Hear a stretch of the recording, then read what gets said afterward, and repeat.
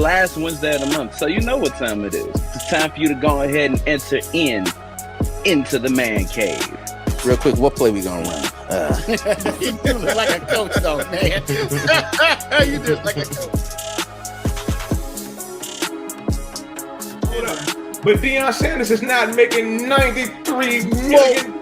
Now, You don't never dip your pen in the company ink. I'm glad you said pen. I thought that was going a different way.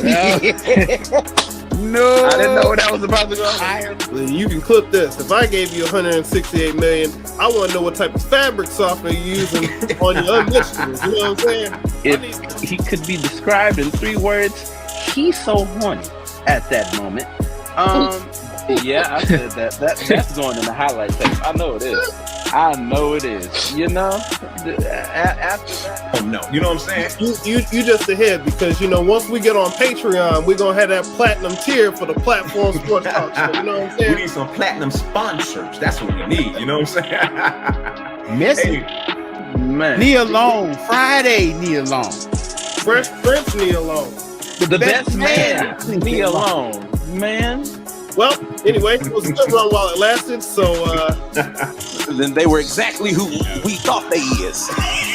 And that's why we say we look at the guys that are in our OTE arena is who are you? Crazy story. The first time I touched a basketball court, I cried. I didn't want to go. They forced me to go. They put me in the van. It's a give back to allow the young people to experience the game, to learn the fundamentals the right way. All right, so it's the Man Cave coming to you live from the Platinum Sportstalk Network. My bad, Smooth. I won't mess it up no more. I got you, man. I got you. All right, you know what? It's the platinum show, man. It's a platinum The show is platinum. That's why I keep saying it. It's so.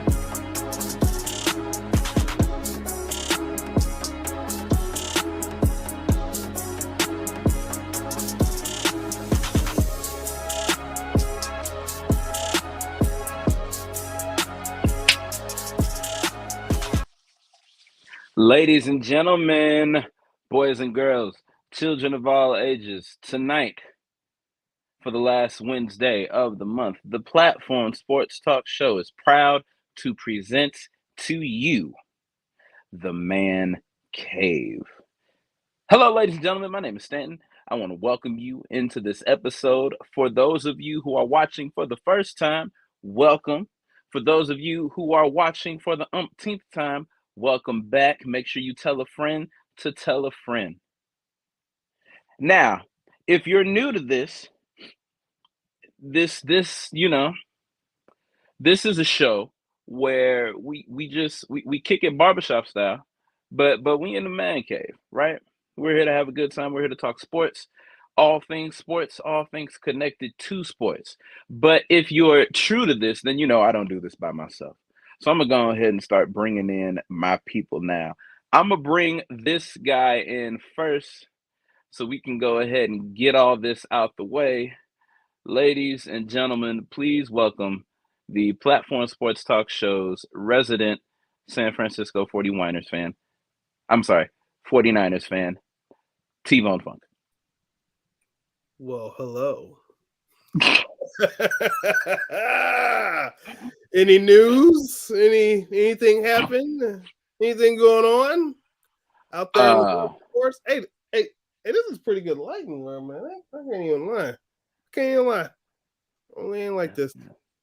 Anyway, man, I wish I had the same. People, T-Bone, real quick. Oh yeah, go ahead. Oh, I was just saying, people, what's up? It's been about a week since y'all seen me, so it ain't like I'm a surprise here. So, guess we can keep this going. We got the fresh cup popping. Is that a freshie? Oh, I had it all the way off a couple weeks ago. Ah, okay. Yeah. It looks good. We're trying to get out my caveman look, even though I'm in the man caves. But I like it. Well, it's only right that we kick it to the brother that ain't got to worry about haircuts. Ladies and gentlemen, please welcome Sadar. Sadar the Selector, the real estate DJ, real estate investor by day, DJ at night. And on the last Wednesday of every month, a co-host on the Man Cave. All right. And we're going to keep this moving. We got the guy with the fresh cut. We got the guy that needs no cut. And now we're going to get the guy that provides the cuts for the kids. Ladies and gentlemen, the fourth and final member of this panel, the blackest man on this podcast. Y'all give it up for Craig Black. Hey, that was kind of cool, man. You know how you snuck in that cuts for kids. That was all right. That was all right. I see you there. I see you. It was on the fly. It was on the fly, from being honest. And I'm the man that actually needs a cut, boy. No, you're not alone. That's why the hat is on. That's why the hat is on. The kid needs a cut. The kid needs a cut. What's up, fellas? What's going on? Good to see y'all dudes. It's been about almost 2 months for me because I couldn't make the last show. So damn, we back. A lot done happened since I've been on the show. I mean, a lot done happened. A whole lot. A lot of teams done lost. And one team is still winning right now. God. Yeah, they are. Damn it. I feel like. But for how long, though? Now that is the question. We will get into that in just a second. T-Bone, please tell the viewers where they can view us outside of where they are already viewing us. Well, you know something, brother. If you're out there and you want to watch, or I should say, and sister, I'm sure we have a large female audience watching the Man Cave, of course. We are open to everybody. This isn't a show just for one gender. Anyway, let's see. Look, we got the Roku. Hey, for y'all that want to catch the replay and y'all want to see this fantastic lighting that I have this week, and maybe y'all listening right now, maybe y'all want to watch and see us on Roku. So check that out. You can check us out on your Roku channel.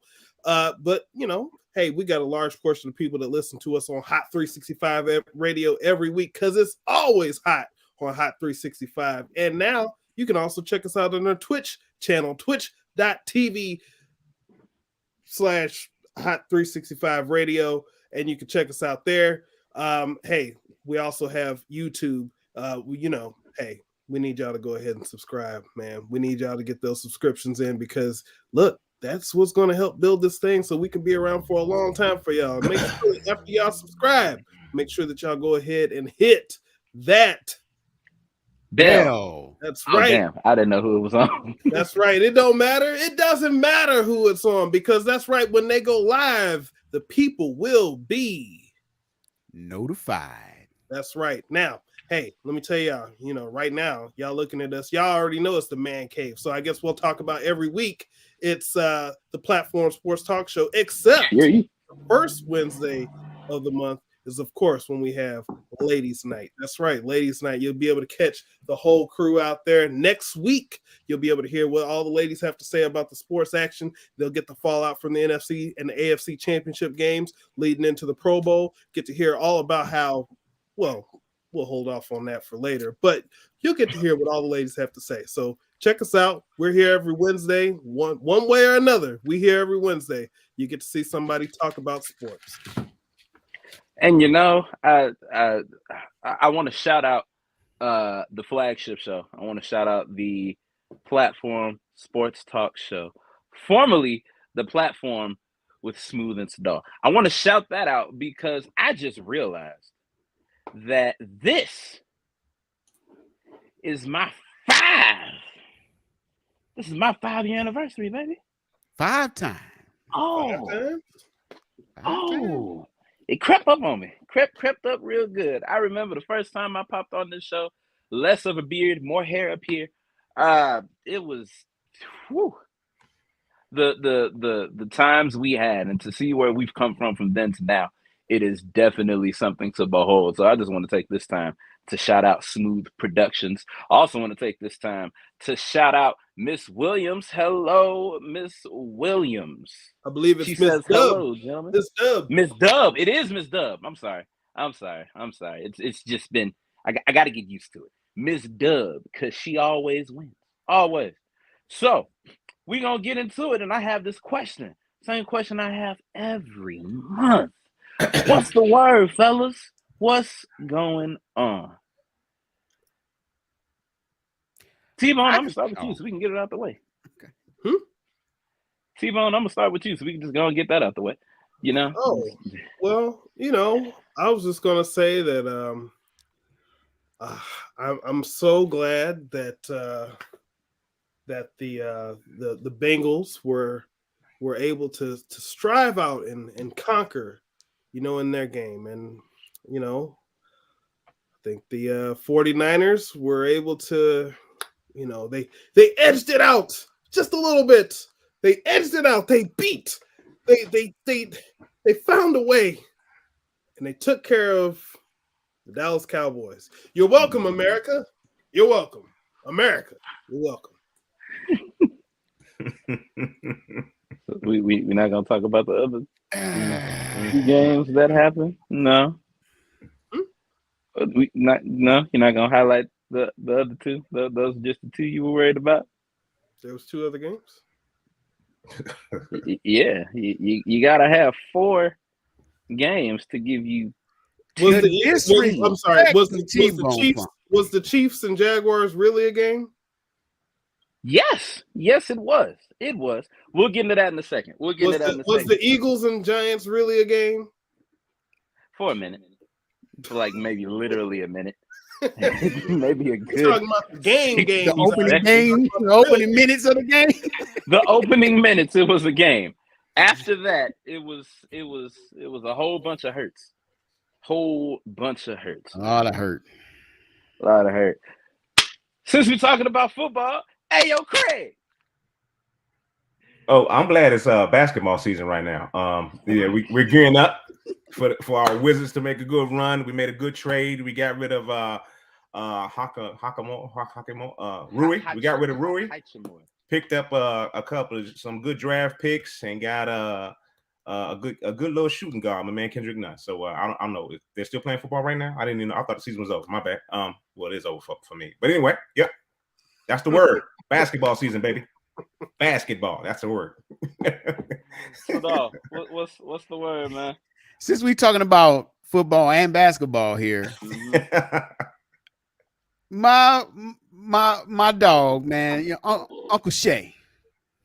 Hey now. Uncle Shay, hey now. Unc had a little situation happen at one of the Lakers games maybe a week ago, a couple days ago. A little disagreement that he and a couple of other players and a person in the stands had a little dust up there, a little disagreement. If you will. And it really set Uncle Shay off. Man. And he had to he kind of lost his cool there, you know, for a minute there. He needed he needed a moment to go back to his mild and his yak and take and settle down a little bit. You know, if you don't know what I'm talking about, Shannon Sharp was at the Lakers game, I mean, a couple of days ago. Mm-hmm. And he had some choice words. I forget. He escapes me. Oh, there he is right there. He had some choice words for some players on the Memphis Grizzlies. It was Dylan Brooks. Mm-hmm. Yes. And John Morant, if I do recall.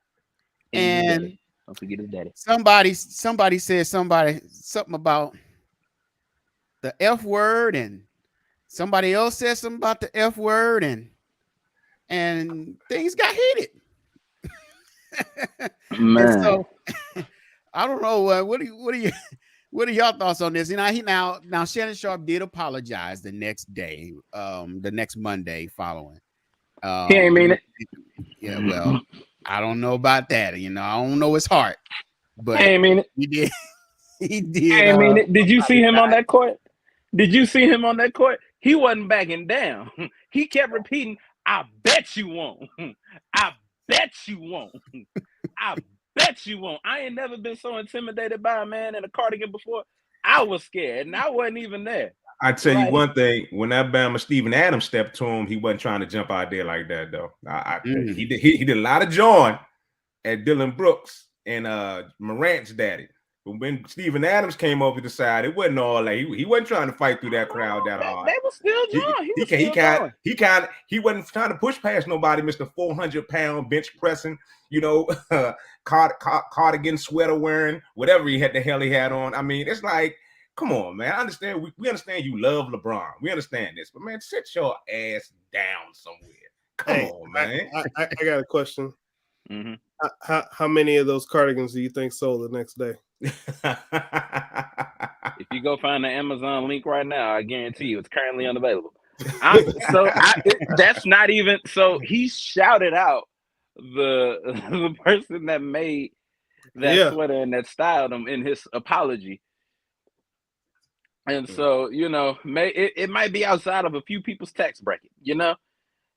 So maybe it's sold out. I don't know. I don't see myself wearing a denim woven cardigan. There's a lot of shoes out there that's out of people's tax brackets and people still buy them. So yeah, you got a point there.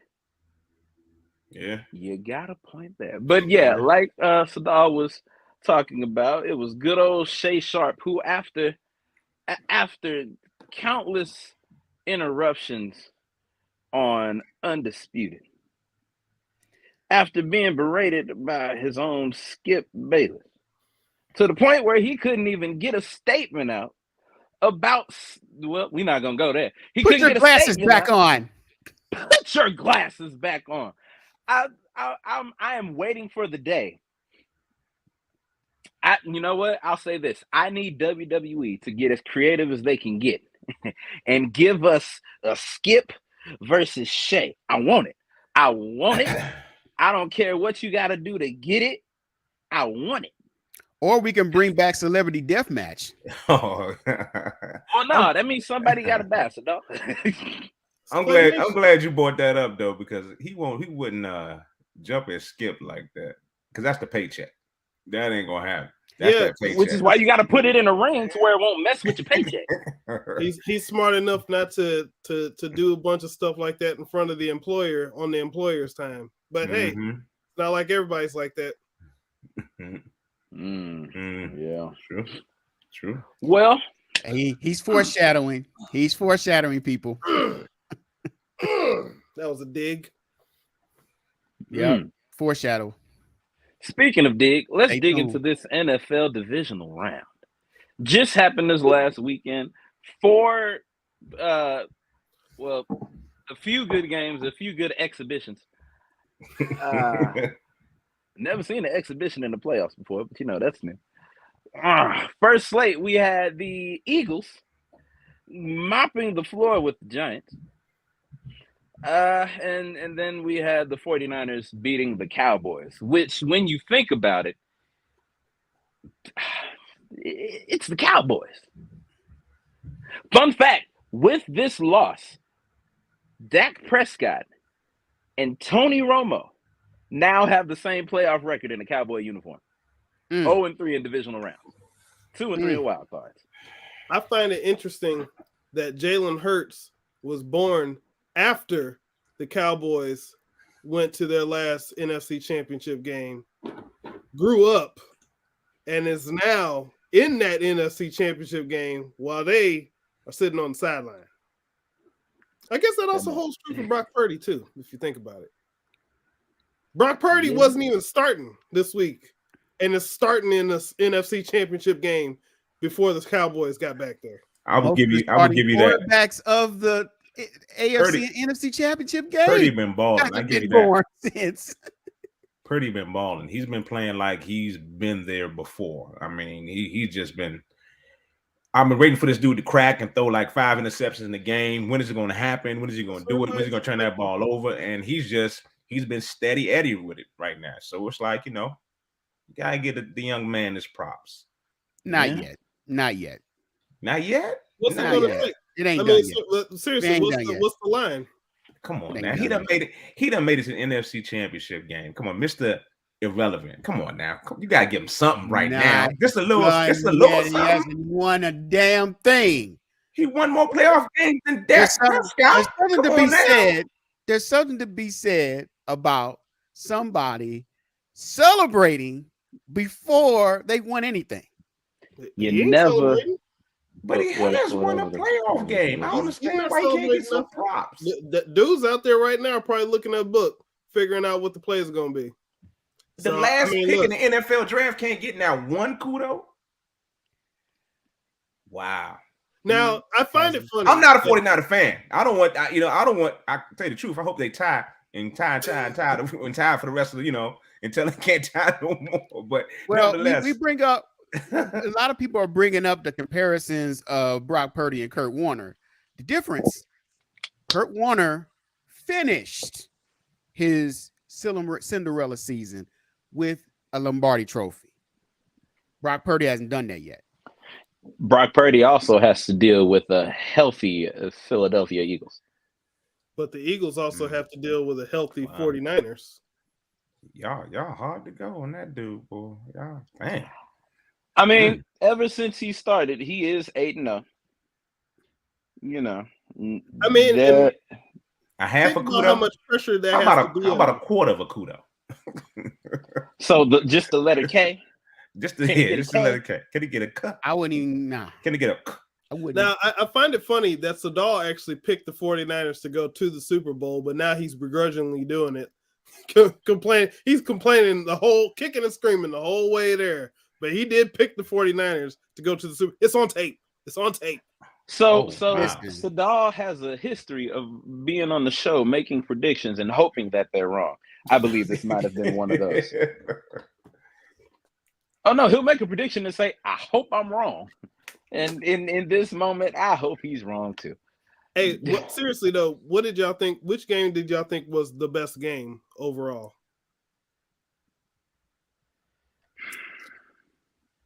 I wouldn't call it the best, but I'll say that the Kansas City-Jacksonville game was the gutsiest. I'll say that, especially with the some call bonehead decision of Patrick Mahomes. Some call it heroic, others call it foolish, and something that would come back to bite them. I mean, did y'all think that the Jaguars were going to win that game? I mean, No. did you see what they now they shouldn't have got there in the first place. 27-0. Move over, Matt Ryan and the Falcons. You got a new friend. Yes, the Atlanta Chargers, the San Diego Falcons. Los Angeles Falcons. They're in LA now. Whatever they are. They're irrelevant. If I can move aside my bias real quick, I would say the best game would have been that Dallas 49ers game. I mean, defensive battle, straight up and down. If you're a football fan and you're a true football fan, you like those defensive contests. It was not certain throughout the game until that last drive with the 49ers.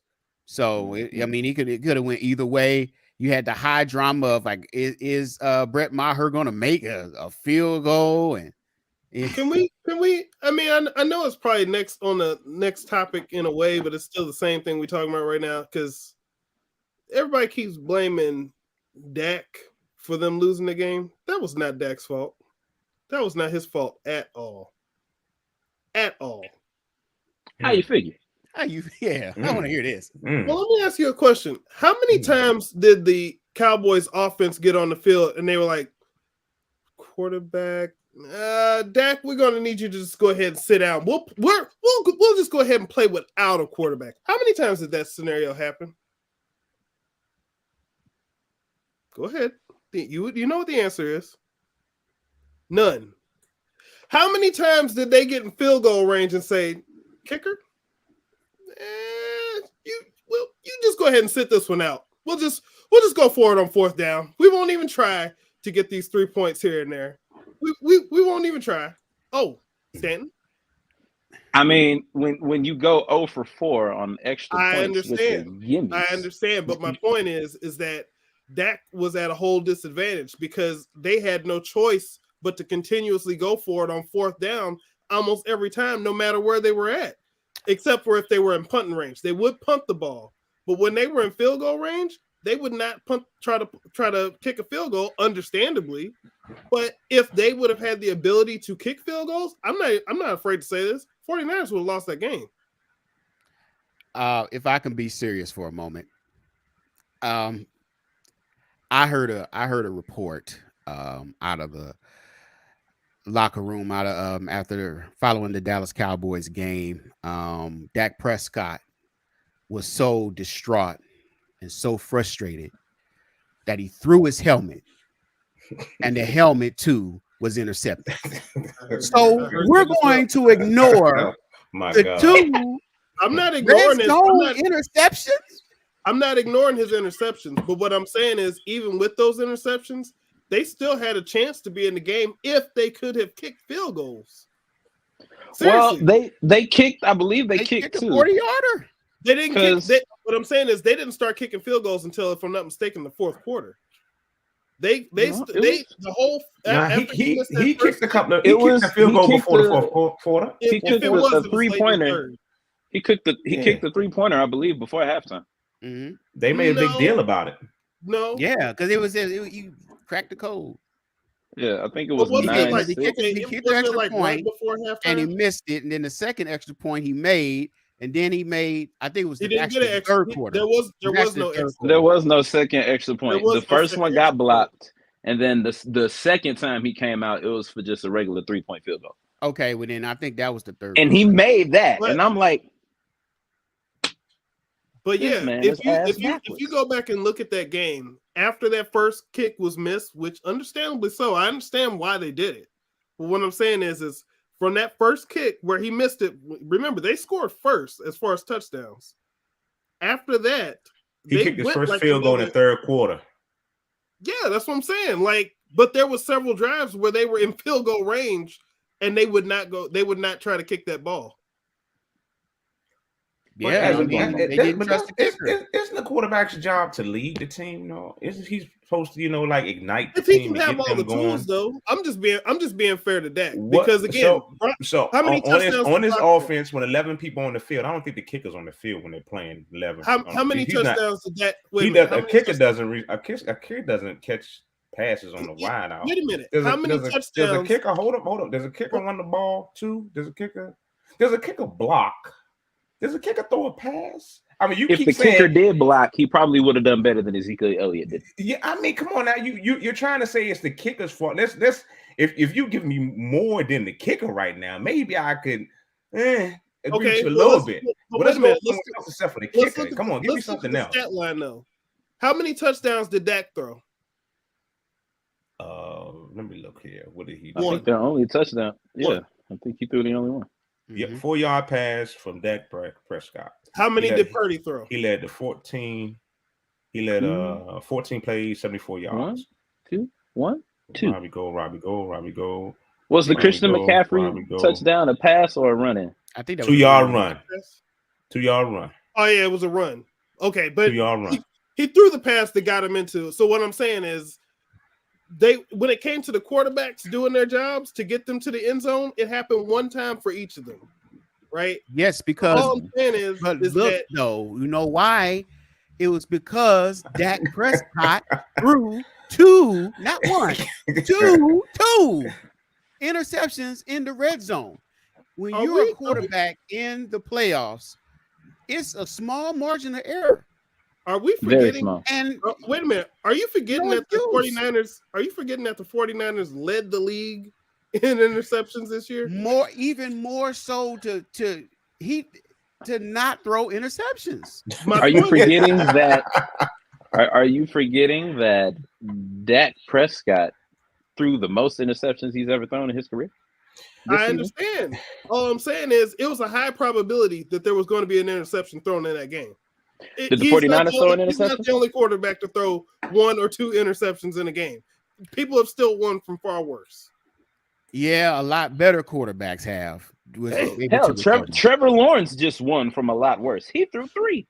I think 4. 3? He threw more than that. He threw 4 interceptions. But what you're missing here too, T-Bone, is Dak Prescott is supposed to be the elite quarterback. He's been here. He's supposed to be hold up. He's supposed to be one of these great upcoming quarterbacks. I mean, come on now. He's supposed to be this guy on America's team. And when he gets like they say, when the bright lights are shining, he just goes hiding. I mean, he doesn't do nothing. It's like, come on now. Same thing with Brett Favre. Same thing with Aaron Rodgers. All right. You're talking about a Hall of Famer and a future Hall of Famer. How many Super Bowls have they won? And they got rings. One more than Dak. One. Yeah, one more than Dak. But all I'm saying is, and they won more champions, and they won more one divisional games than Dak. They got 20. They got a 20-year sample size.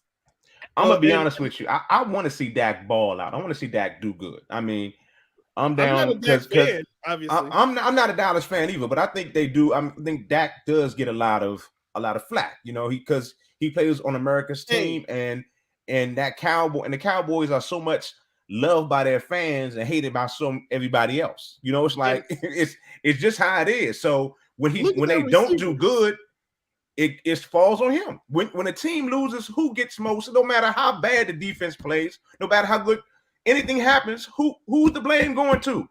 The quarterback. Come on, man. Depending on what team you look at. But yeah, I get your point. Who's he throwing the ball to again? CD Lamb and Gallon. And he got a dude named Brown. He got the Schultz. His tight end Schultz is up. Dalton Schultz. He gave me a lot of points on fantasy football, so he ain't no sucker. Gallup. And Gallup. Okay, all right. What really hurt them along. If you would have said this, I probably would agree with you a little bit. If you said Tony Pollard going down, really hurt them a lot. I would have probably agree with you a little bit more. But you kept going on with this kicker thing, and I was like, "What the hell are you talking about with the damn kicker?" Had you said Tony Pollard off the top, I'd have been with you a little bit. I'm with you. A little bit. All I'm trying to say is that when any team is playing football from week 1 to the playoffs, you all have in your mind, obviously your first goal is to get a touchdown. If you can't get the touchdown, you know that if you're within a reasonable distance, you are going to try to kick a field goal. They could not rely on their kicker, so they couldn't put the thought of field goals even in play. So this dude was based on 4 down territory, trying to make stuff happen the whole game. You don't think that adds a certain level of difficulty that nobody else. When was the last time you seen that happen in a game where they said, kickers, you just sit it out. Just sit it out. When was the last time you blamed a player for something he did in the last game? It happened. Wait a minute. That kick he kicked the first one? That wasn't the last going in. game. We're talking about this game. It's something that happened in the game before. Well, we're blaming him for something that is irrelevant. The first kick that he made, it got blocked, but it was not going in based on the way that he kicked it. We don't know that. Are you kidding me? Yeah, it got tipped before it.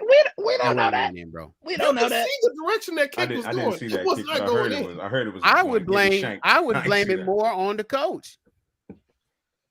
Oh yeah, Mike McCarthy is canned. He's an off-season goner. Yeah. How long has he been there now? Probably like 3 or 4 I blame seasons. the coach for calling those fourth downs instead of trying to kick. I think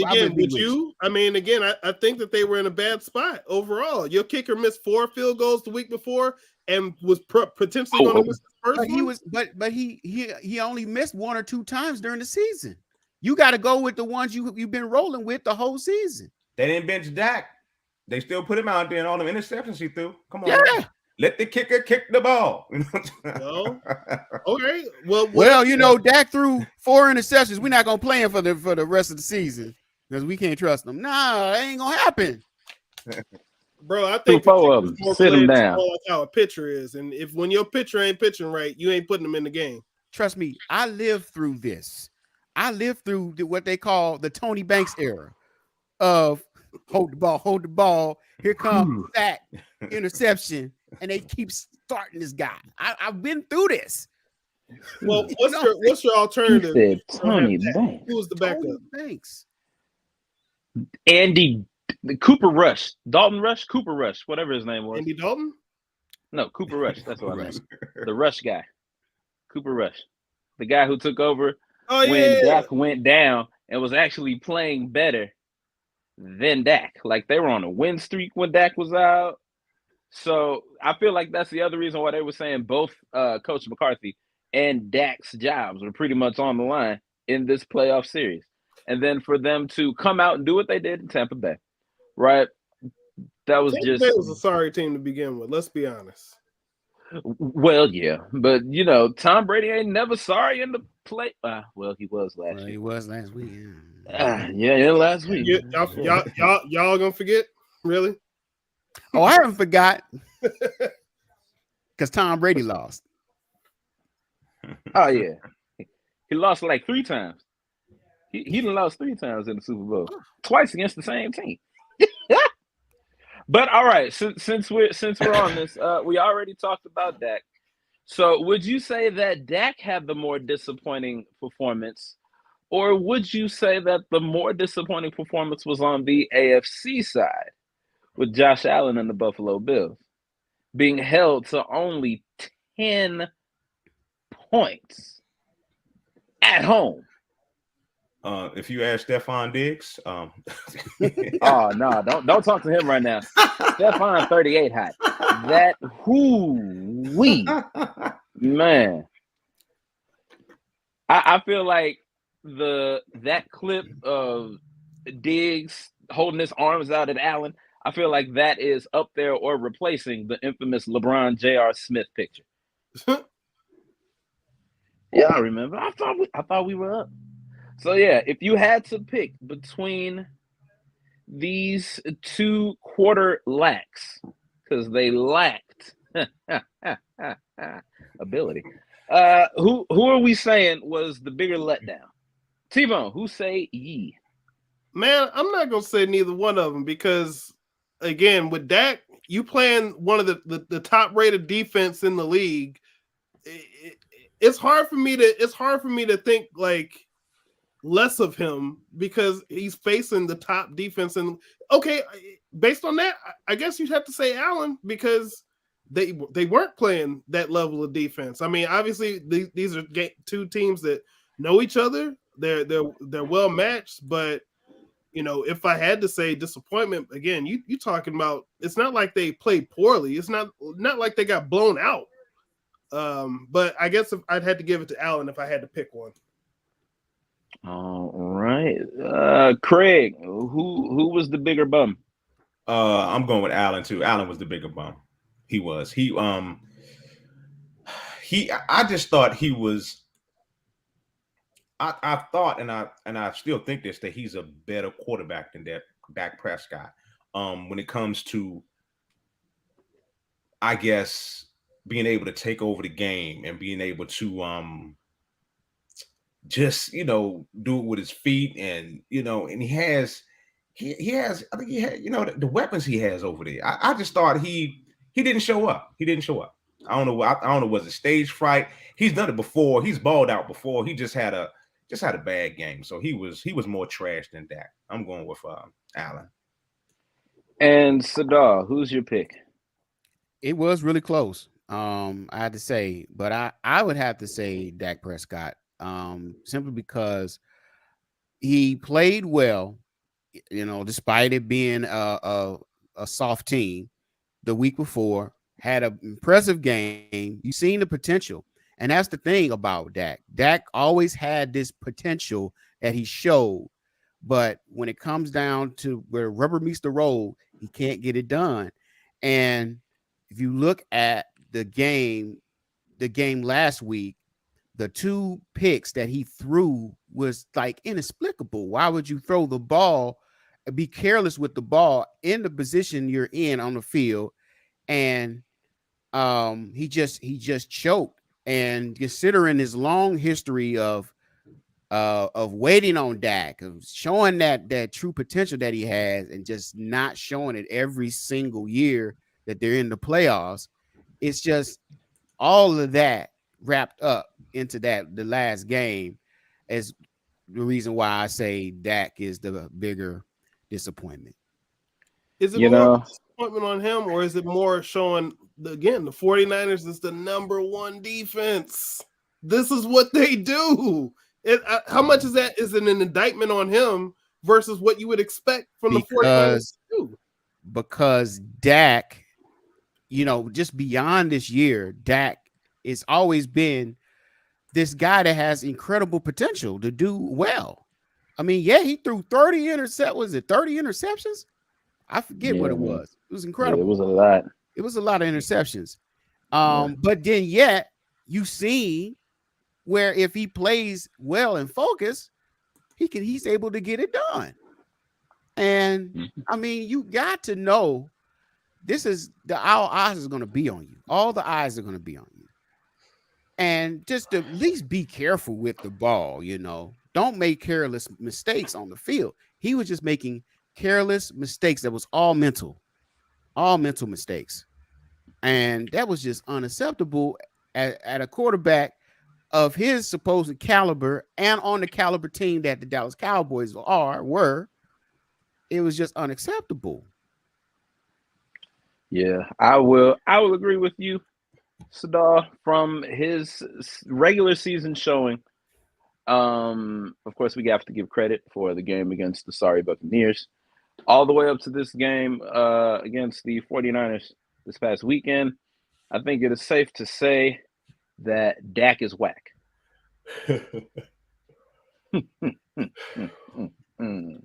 All right, so before we move forward, we need to get these predictions in for these 2 upcoming games. We're going to start on the AFC side.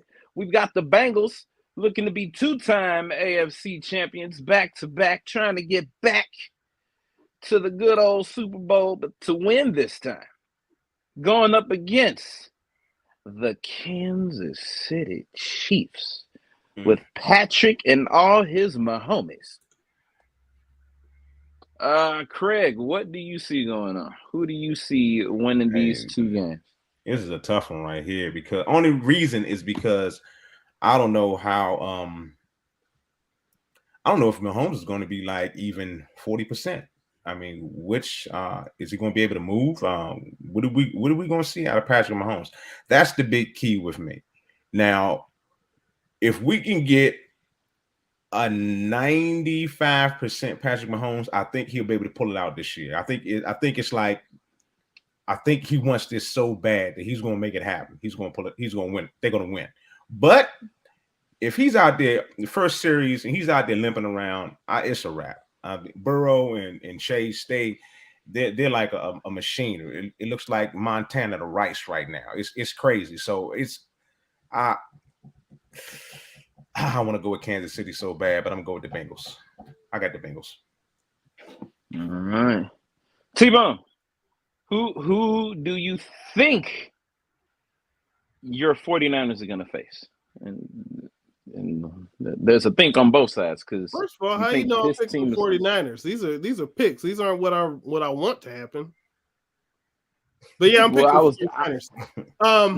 No, we're on the other side. We're on the AFC. Well, you said who do I think the 49ers are going to say? I'm just saying, like, No, I said who do you think the 49ers are going to play? And that's a double think, because you're thinking between these two teams, and you're thinking that the 49ers are making it to the Super Bowl. I'm going to tell you, it's very similar when you're looking at the Mahomes injury and high ankle sprain, and just listening over the weekend. It doesn't sound like he's going to be able to really do much with that once we get into the weekend. They have a good backup, but at the same time, he's still the backup, and I'm going to go with Cincinnati, because Cincinnati's beat them 3 times straight, and are you speaking bad about a backup? Well, I didn't say the backup's backup. But everybody's not the 49ers. Everybody doesn't have Kyle Shanahan. And I know Andy Reid is pretty good. But I just think that this is going to be one of these things that everything's just going to kind of be off from what they've probably expected. So as much as I hate to see it, although the Chiefs are my dad's team, I'm gonna go ahead and pick the Bengals to go ahead and win it. I hope I'm wrong. All right. Sadal, Bengals, Chiefs. Who you got?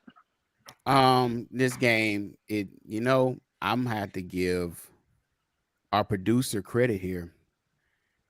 And I disagree with him on the show a couple weeks ago. I said there was no way that Cincinnati go back to the Super Bowl. That's ridiculous. Now, with the latest developments with Patrick Mahomes, I don't see him being as mobile as he was in the season. I think a big part of his game this season was being able to be mobile and move around, move out of the pocket, and make plays. He's not going to be able to do that. He's going to be more stationary, which he is a good stationary pocket passer, but he's going to go against his game. And from what I've seen with the Bengals all playoff long, hanging in there and playing gutsy defense, I just see the defense swallowing them up and containing them. And I picked the Cincinnati Bengals to go to the Super Bowl. Man, I was speaking with one of the doctors at my job, big Kansas City Chiefs fan, and he himself said that he does not believe that the Chiefs are going to do it this year, especially with Mahomes and that heroic, arrogant decision to stay out on the field when Chad Henne, hadn't heard that name in a minute, went out and drove it, had a 98-yard scoring drive? Yep, 98 yards. 98 yards. Similar to my man Baker Mayfield for the Los Angeles Rams. Yep, I found a way to bring my Rams in. I don't care. So speaking of my Rams, they played the Bengals last year, who I do see going back to the Super Bowl this year. We're going to step on over to the other side for the National Football Conference. We have the San Francisco 49ers going up against them Philadelphia Eagles. T-Bone, let's go ahead and get it out the way. Who do you see winning this NFC Championship game? Listen, I see this game being close. I see it being, here's what I see the difference being. The Eagles just had a week where they basically had a bye. obviously they played a game, but they didn't really play anybody that was tough competition. They played a practice squad. Pretty much. And the 49ers, you know, especially with Purdy, I think it was almost important that they got that, you know, had that game against Dallas, because Dallas was a formidable team, especially their defense going after Purdy and going just keeping up with him altogether. And that experience, I think, is just, you know, if this were a game, what would Purdy would get some rewards for that game, level up a little bit because of what he just went through against Dallas. He'll be ready for the Eagles. And I know the Eagles defense is coming for him. And, you know, from what we've seen about Purdy, it's not like he can't move around, because he's gotten out of some stuff where you expect him to get sacked, and he finds a way. So, you know, I find that I expect that the 49ers are going to go ahead and win this game. It'll be close, very similar to the Dallas game. Can I push back on a little bit on your prediction? Sure. Now, half the season, you've scoffed at the Eagles. Like, Eagles ain't scary. Eagles not scary. All right.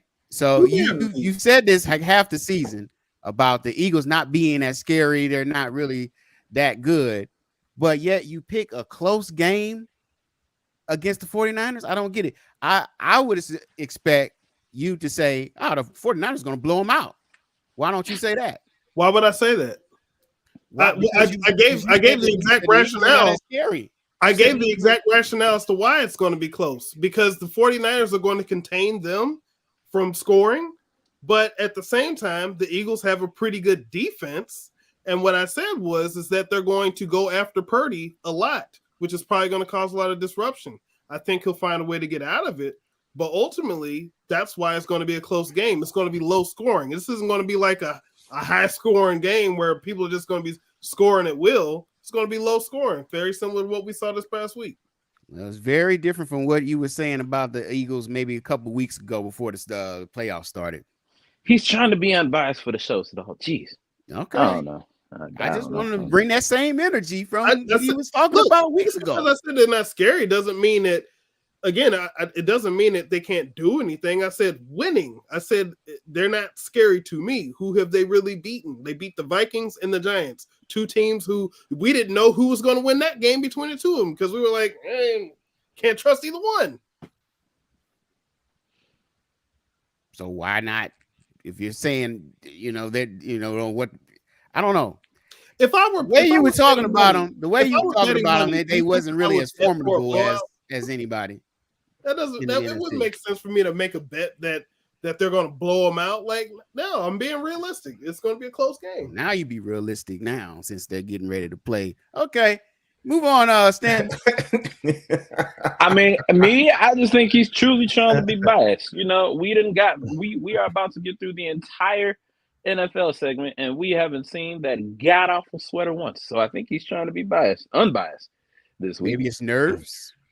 I don't know. I don't. Maybe it's in the washing machine. Oh, come on, T-Bone, bring that energy, man. Come on, man. What a confidence there. Stop being conservative right now. What's wrong with you, T-Bone? Come on. I mean, even Craig was confident about his. Shoot. I mean, you got. Who did I say was going to win the game? You got St. Louis Hams fans in here trying to talk to you like that, man. Come on, man. Let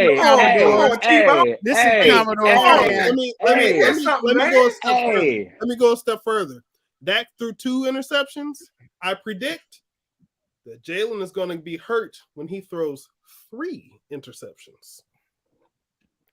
I just need some more energy out of you, man. Yeah, I'm gonna tell you this. Okay, let me tell you my prediction. I'm going with T-Bone's 49ers. You know why? Because I hate every last thinking Philadelphia fan. They almost like these Cowboy fans. They almost there right now. They got one little ring, and you think that they done ruled the NFL for the last 100 years or something. But they get on. I'm telling you, I got one of them fans that. It's a good friend of mine. I can't. I'm actually kind of praying that y'all beat them for real. I really don't have to deal with this dude for next year if these Bengals win. Come on now. So come on. I need that energy, T-Bone. I need that confidence in your squad to knock them out. So I ain't got to go through this hell of these terrible fans, man. I mean, again, why can't we be an analyst and give what we actually think is going to happen? All I'm asking you. All I'm asking you is to bring that same energy. That's all. That's all. They're going to win. Asking for. Ain't no problem. There ain't nothing else to say. Ain't no problem. They're going to limit the Eagles from scoring, and they're going to score more than the Eagles. Therefore, they're going to win. All right, we getting a little bit of machismo in there about this team. Sadar, I feel we already know your prediction. I mean, we know mine too, but we're still gonna ask. Sadar, who you got between the Niners and them birds, the Eagles? Again. What was that? You say you're gonna flip-flop, huh? I don't flip-flop like you. I'll bring the same energy. I made a whole, like you said, I made a whole video of my prediction. You flip-flop last week. 49ers are going to win. I may have been on the plane, but I heard you last week. Okay, right? yeah. You was hedging your bets last week, though. You was hedging your bets. As a matter of fact, did we get Mr. Tom back on the show? Mr. Ackerman? I heard you last week, sir. I heard you after I got off the call to say, after I was off the call. Go ahead, Sadal. I want to know. Okay, I don't know what you heard me say, but I said the same thing. I hope I'm wrong. I hope I'm wrong, but the 49ers are going to beat the Eagles. Because the 49ers, they have a serious defense. And just like the any other game, you got those pass rushers, they're gonna contain Jalen Hurts. They're gonna not let him run around like he wants to. And Jalen Hurts is also hurt. He has a hurt shoulder.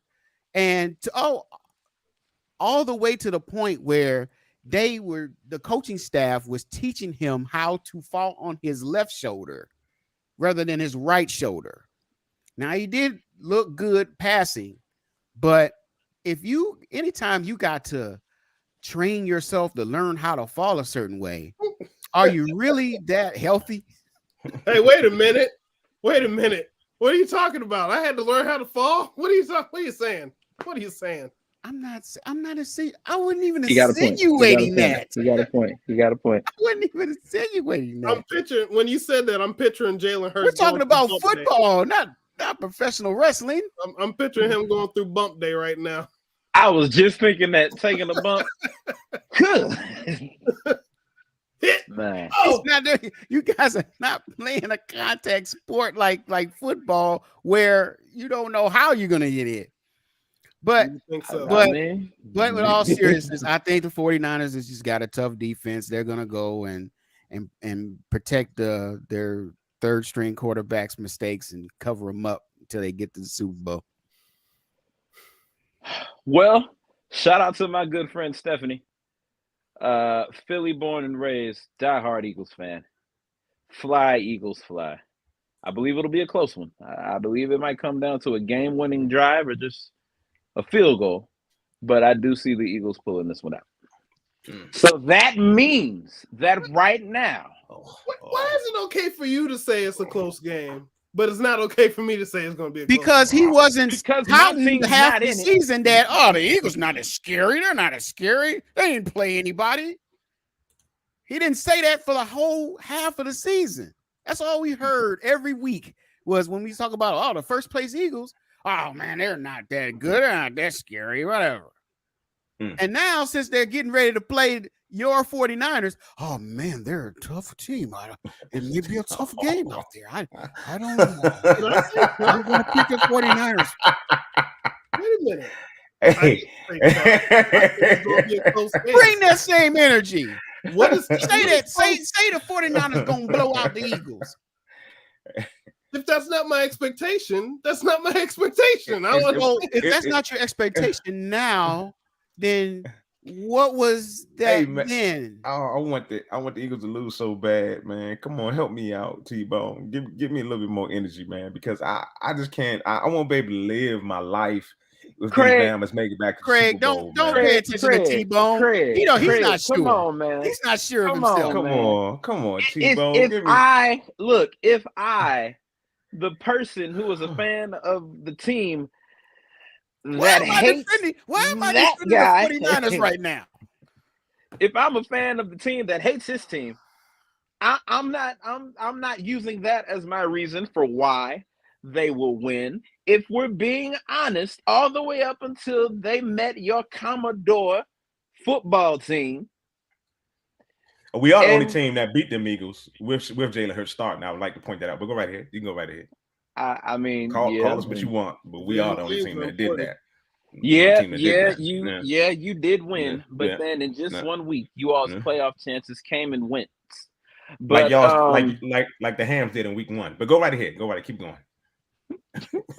That's cool. You know what we're gonna do? We're gonna sit at home and look at that lovely Super Bowl ring. You're right. Together. When the football team, Commodore Commander Redskins, when y'all won, was it called the Super Bowl back then?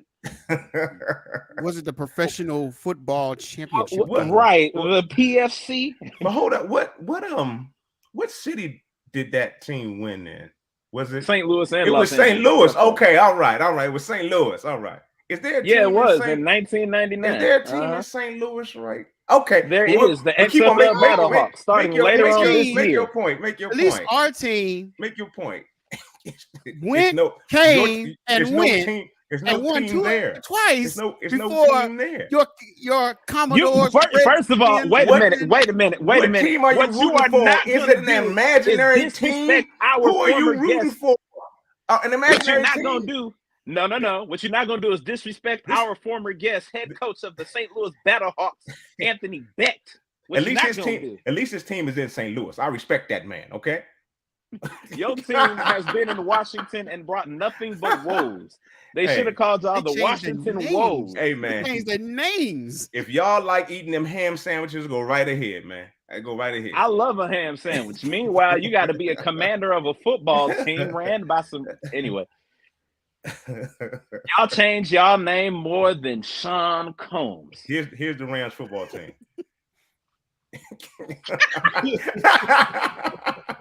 Here's the football team in St. Louis. Hold on. Turn your screen off again. Turn your screen off. Turn your screen off. Turn it off. Hey, turn your screen off. No, I'm not gonna let you use my joke against me. No, you can't do that. You can't use my joke. All right, cool. Here's the Commanders in the Super Bowl. Wait. Here are the Commanders in the NFC Championship game. Oh Lord. Hold on. How bad the Commanders are? Here's the Commanders. Here's the St. Louis team. Here's the St. Louis Rams the last 2-3 years. You know what is so bad? How bad it is right now?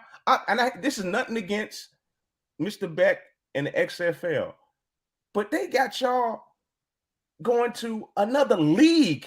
You can't even go to the National Football League. You have to root for a whole nother separate league. You might as well go overseas and play basketball with some of these NBA rejects. Come on now, what is this about? Craig, you don't have a Craig. I will give you this. I will give you this. Huh? Go ahead. I'm sorry. Go ahead. What'd you say, T-Bone? I said we won't have you speak ill of the XFL around here. Okay. Right. I'm in Orlando. Y'all DC defenders. I said I no disrespect to Mr. Beck. I just said you can't go to the NFL. You can't just not disrespect by saying no disrespect. That means disrespect is going to ensue.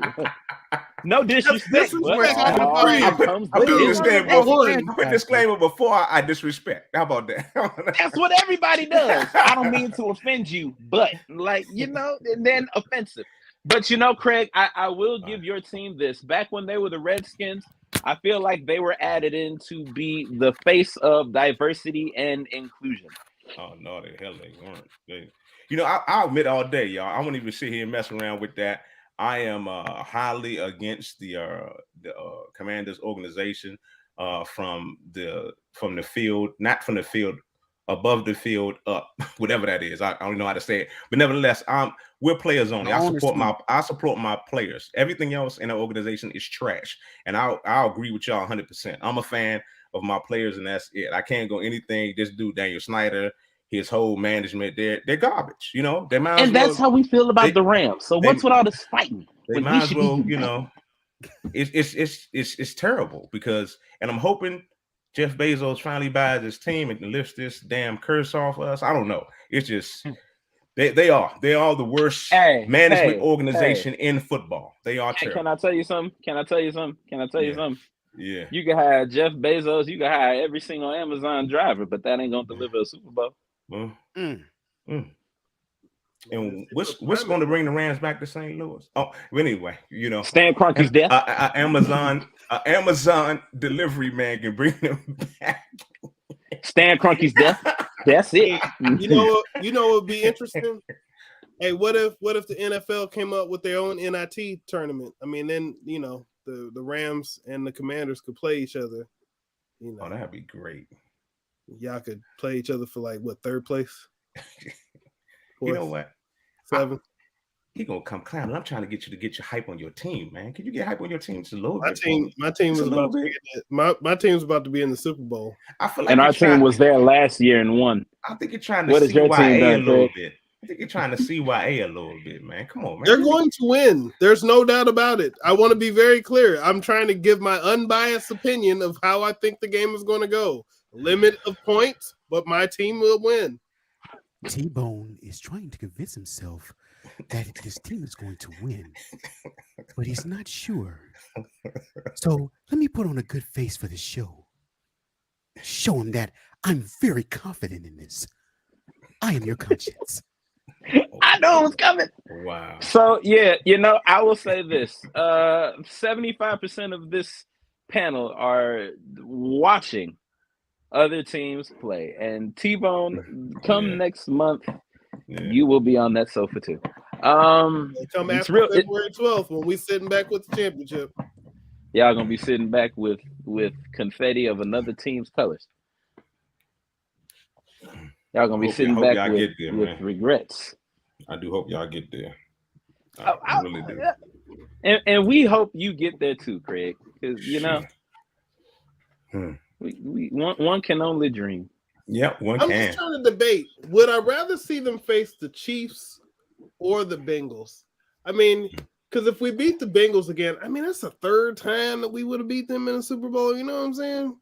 But I mean, y'all still ain't beat the Chiefs. We want to get the Chiefs because we owe the Chiefs. We ain't forgot 2020, y'all. Right? So I'm just thinking, I think Kansas City is the ultimate prize, but unfortunately, we got a wounded animal out there. So, it's hard to go game hunting when the game is lame. It's easier. It's not as fun, but I want the apex. I don't want the we're not vultures. We're not the vultures. Hey, that would have been a good team name, huh? A lot better than the Commanders. Damn. Now the Rams should change their name because they did. Los Angeles.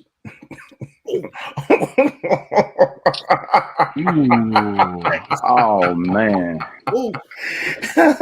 Let's bring them up on the screen. Hey, let's bring them up on the screen real quick too. Hey, what do y'all think though? Y'all think that I think that the Chargers and the Rams should have a loser leaves town match or game, I thought that's what they were playing earlier this season. T-Bone, you better hope the 49ers win. Craig a little too confident for his schizophrenic football team over there. Please, man, they got so many identities. Craig is delusional. Please. He don't even know. He's like Craig tired. Craig hates the organization. Hey. Craig hates his fandom. Hey. Craig wakes up every morning and sheds a few tears, saying, "Damn." It ain't number two people on this panel that's crying right now that they don't live in LA. Come on now, let's keep it real. I've been to LA. I don't want to live there. No, I'm good. I'm good here. Good. Trying to get a passport right now to go to LA. So when the Pro Bowl comes, y'all gonna have the Roscoe's Chicken and Waffles Bowl, or what's the you're gonna have some rice-a-roni because you don't even live in San Francisco. First of all, rice-a-roni is delicious. Okay, all right. The San Francisco treat for a reason. You get that broccoli and cheddar. I ain't had it in a few years because I've kind of stepped above that. But hey, I ain't forgot back in the day. Oh man. All right, so we've got our predictions. Some people believe that it'll be the 49ers versus some. Most. Versus it's 3-1. That's most. That's a well, you got two in the possible. Yep, there it is. You got two in the possible right now. We playing spades right now. This is a poor. That's a piss poor hand in spades. Damn. You dealt all 52 cards. You sure? I only got two in the possible. All right. We going 3 books. Let's do it. But some people believe it'll be the 49ers versus the Bengals. Others feel it'll be the Eagles versus the Bengals. Others. It's an S. So it all is a coin flip. It's 2-1-1. We're a record somewhere. No, I was solid. I said the Bengals and 49ers. See, but you hope that you're wrong on the 49ers. I hope that I'm wrong. Don't matter. That's possible. All right, we're gonna shift gears, but we're staying in the car here. Let's go ahead and shift over to the excitement, the elation, the joy that NFL Hall of Famer Ed Reed had accepted the head coach position at Bethune-Cookman University in January or in late December. And here we are, late January, and that's irrelevant. If you have not heard, due to contract issues, amongst other things, Ed Reed will not be the head coach of Bethune-Cookman University after all. Wasn't no contract issues.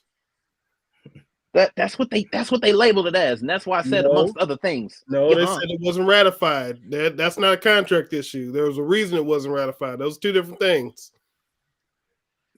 If they didn't ratify the contract, why not? Was there an issue with it? Yeah, his name was on it. So That's is that not contract issues? Is that not contract issues? Yeah, everybody's name was on the contract. Wasn't gonna happen. Rip it up. Issues.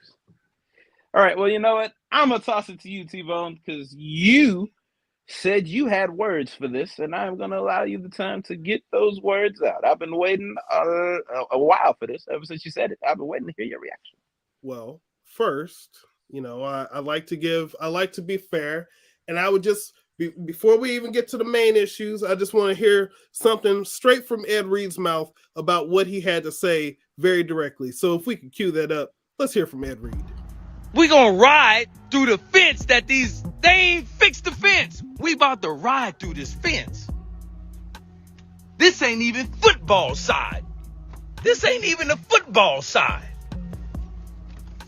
And y'all talking about Madden at my Uncle Prime. Y'all mad at Dion, mad at Prime. This shit is every HBCU.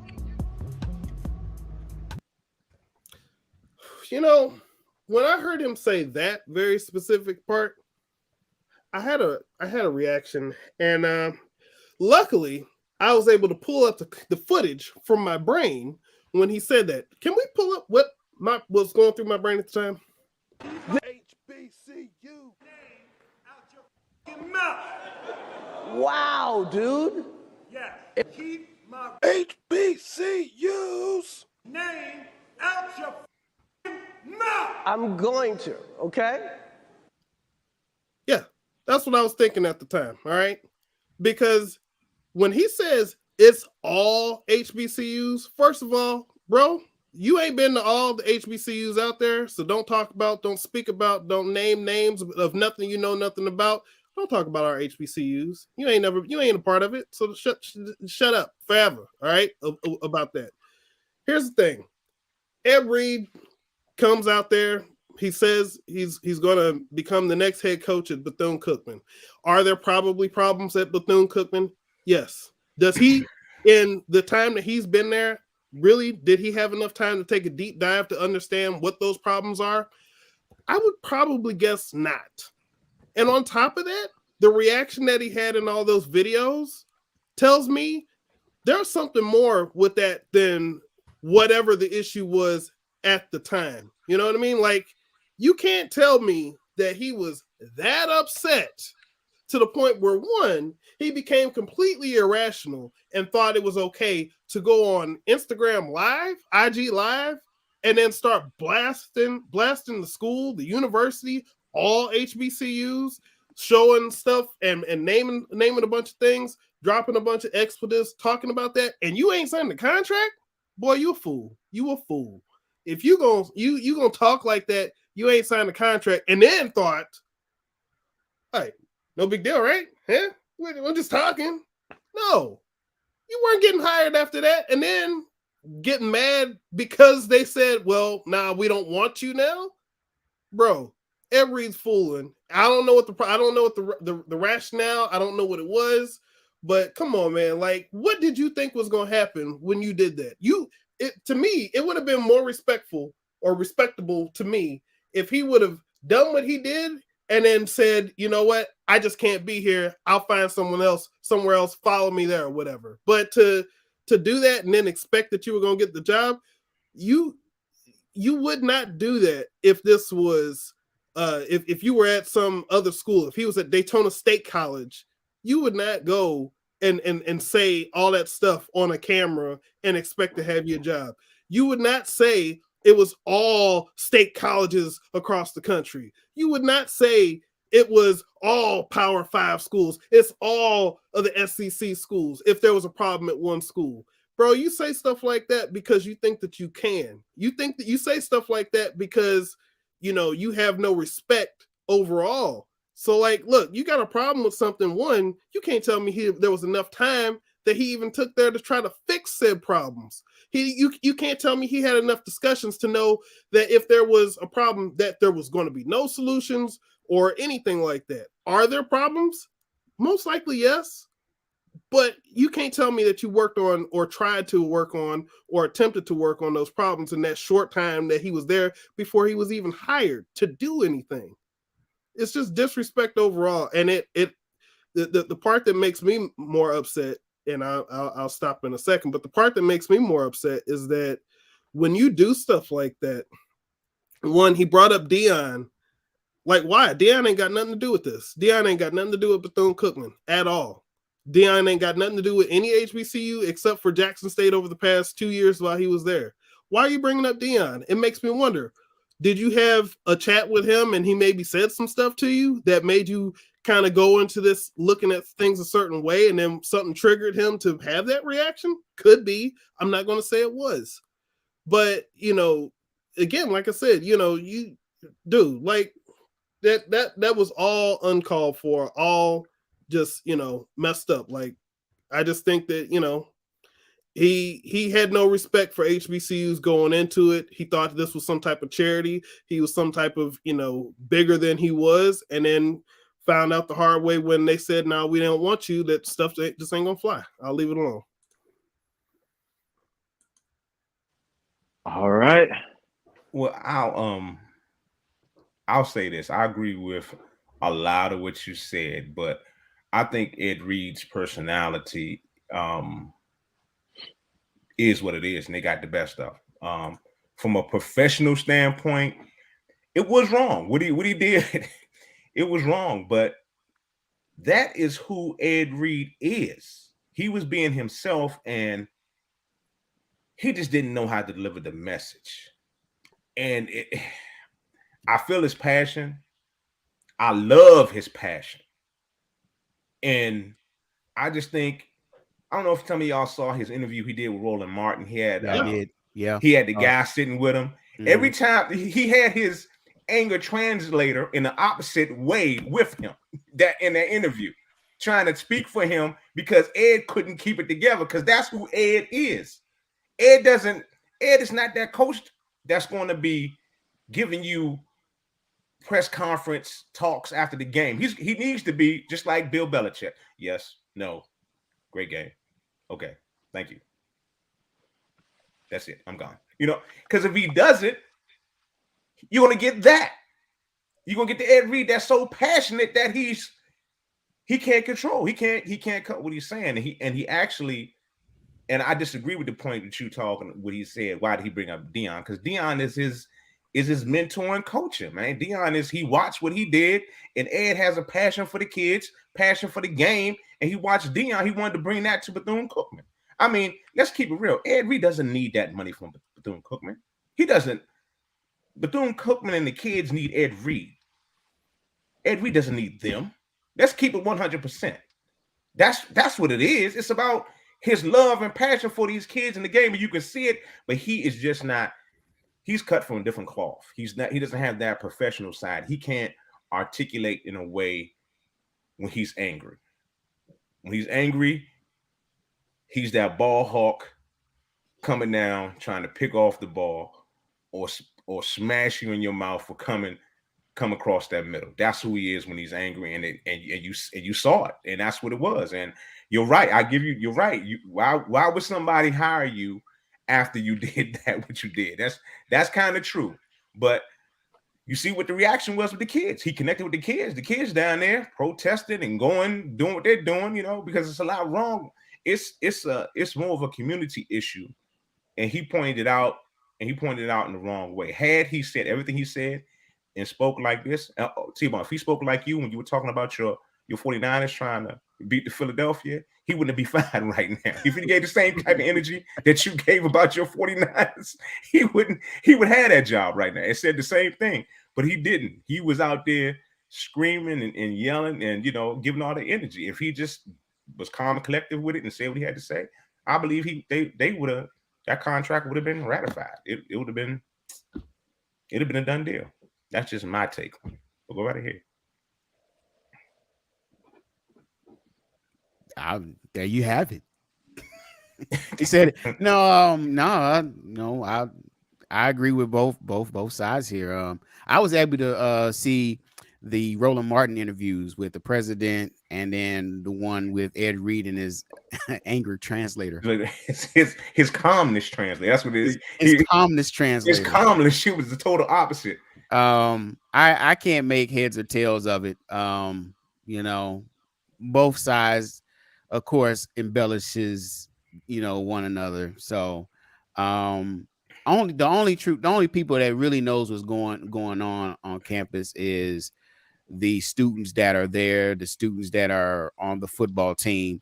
And I haven't had a chance to watch it, but Roland Martin did interview some student athletes at Bethune-Cookman, and they had some things to say about the situation.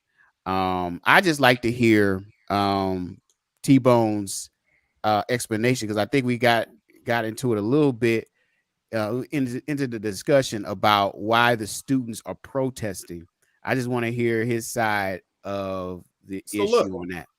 So I actually watched several interviews with students.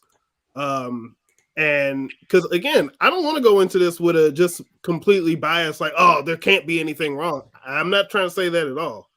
But some of the things that the students were saying, again, I think, okay, this ties back to Ed Reed, and then I'll talk about the students. So Ed Reed brought up the board of trustees, right? Well, when you have a famous person like Ed Reed come there and say it must be the board of trustees, then people kind of latch on to that. And we don't know if that's true or not, that the board of trustees is a problem. I listened to that interview with the president, by the way. Suspect at best, some of the things he said, right? There was a lot of things that I could say, okay, I could nod my head and I can understand. There were some things where I was like, you sound like you're just trying to, cover up some stuff as far as, things that's going on. But I mean, again, with the students, I can understand the students being frustrated, but the current students that we're talking about right now, we're not talking about students from 5 years ago or 6 years ago. Some of the stuff they're talking about right now is from the hurricane. And while I can understand that it is true for them how they feel about what is happening right now, the whys behind that may not be necessarily, the whys behind what is going on and what is going on for them may not reconcile. So when you have a hurricane like that, I don't know if any of you all have ever been in a hurricane or have dealt with like flood damage. I've dealt with flood damage in my storage unit last year in the U City flood. The stuff that they were showing in a lot of those pictures is, again, I don't want to go into the technical definitions of this, but it was basically mildew that results when stuff is submerged in water or, in that type of humid environment or whatever for a while. So when it's on clothes and products and stuff like that, that's a function of cleaning. I don't know if that necessarily falls on the university for some of the pictures and stuff that they were showing of it, but there's probably larger stuff that needs to be done. But it also is a matter of having the resources. So like one of the things Ed Reed pointed out in the his video was there's trash here, and again, are we talking about banana peels and soda bottles? Maybe, but we don't know that, right? We don't know what was in the building. It's equally plausible to me that some of the stuff that he was saying was trash in those buildings could have been stuff that was damaged during the flooding that they probably had to hold on hand because they probably reported that to the state of Florida to be able to get disaster relief. It's also plausible to me that the state of Florida probably has to come audit that stuff, and they probably have to keep the stuff on hand until they audit it so that they can get the money that they're requesting. That's possible. Can I ask a quick question? I don't even know when. How long ago was that hurricane? There was one in November. I was here for it, and there was one in October. So they were almost back to back. Okay, gotcha. So also, like the stuff that he was talking about with the fence, we don't know how long that happened. How long that's been an issue. That could have been as a result of the hurricane. If you've ever seen those pictures from the hurricane over the past couple months, I don't know if y'all know this, but Bethune-Cookman is 1.8 miles away from the ocean. So it's very believable to me that they had hurricane force winds that may have destroyed some of the things that they're talking about that cause these things. Now, I have also been seeing the interviews where they've said that there's been stuff going on, for a while, but you also have to remember that it's not like this is the only time they've ever had hurricanes. So how much of this is complete neglect versus, hey, look, a lot of things keep happening. It's hard for us to kind of fix these things when stuff keeps happening. And it's not, you know what I mean? Like, it's almost like you can get caught in a time loop. Again, I don't know. What I'm saying is there's a lot of I don't knows versus somebody just going out and flat out saying stuff. I understand why the students would protest because they're in conditions that they don't. Why can't the kids just be mad because they didn't hire? That was part of it. But the main thing that they were protesting was about conditions. They want Ed Reed because Ed Reed can help bring in money. What was your? Let me get to your basic. I and all that you said. I don't know if I heard, or maybe I don't know. I didn't hear your main issue with the kids protest. What was your main issue with them? I thought he had an issue with the kids protesting. Did I misread that? I'm sorry. I don't have an issue with them protesting. What I said is it can be true for them that they're experiencing the conditions that they're experiencing. But the thing that we need to get down to is the whys behind it. Is it just people neglecting, or is it, hey, look, we're in kind of a bad spot. They're trying to do stuff. Over the past few years, they had issues with money issues where they had to get rid of a president, if I'm not mistaken. It's not like they're trying to they're basically in a rebuild in a way. You know what I mean? And rebuilds are never pretty for anybody. We've been dealing with rebuilds of our I-4 interstate here for several years now. It's not fun when you see that there's closings every night on different exits. You got to kind of deal with some stuff while you're kind of going through that.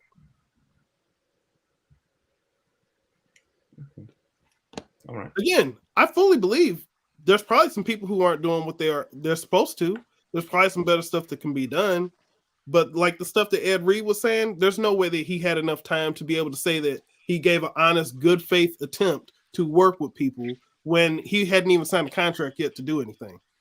And I listened to an interview with the athletic director, and he has a side too.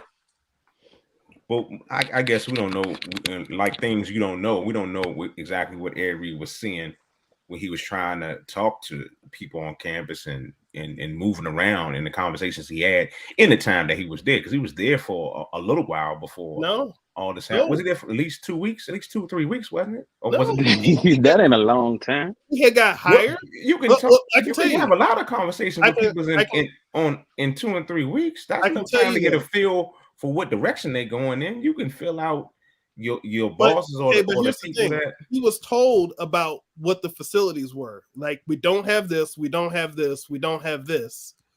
here's what we're trying to do. One of the reasons you're coming here is so we can build to these things, so that we can raise money to get these type of things. That again, like I said, they're in a complete rebuild as far as this stuff goes.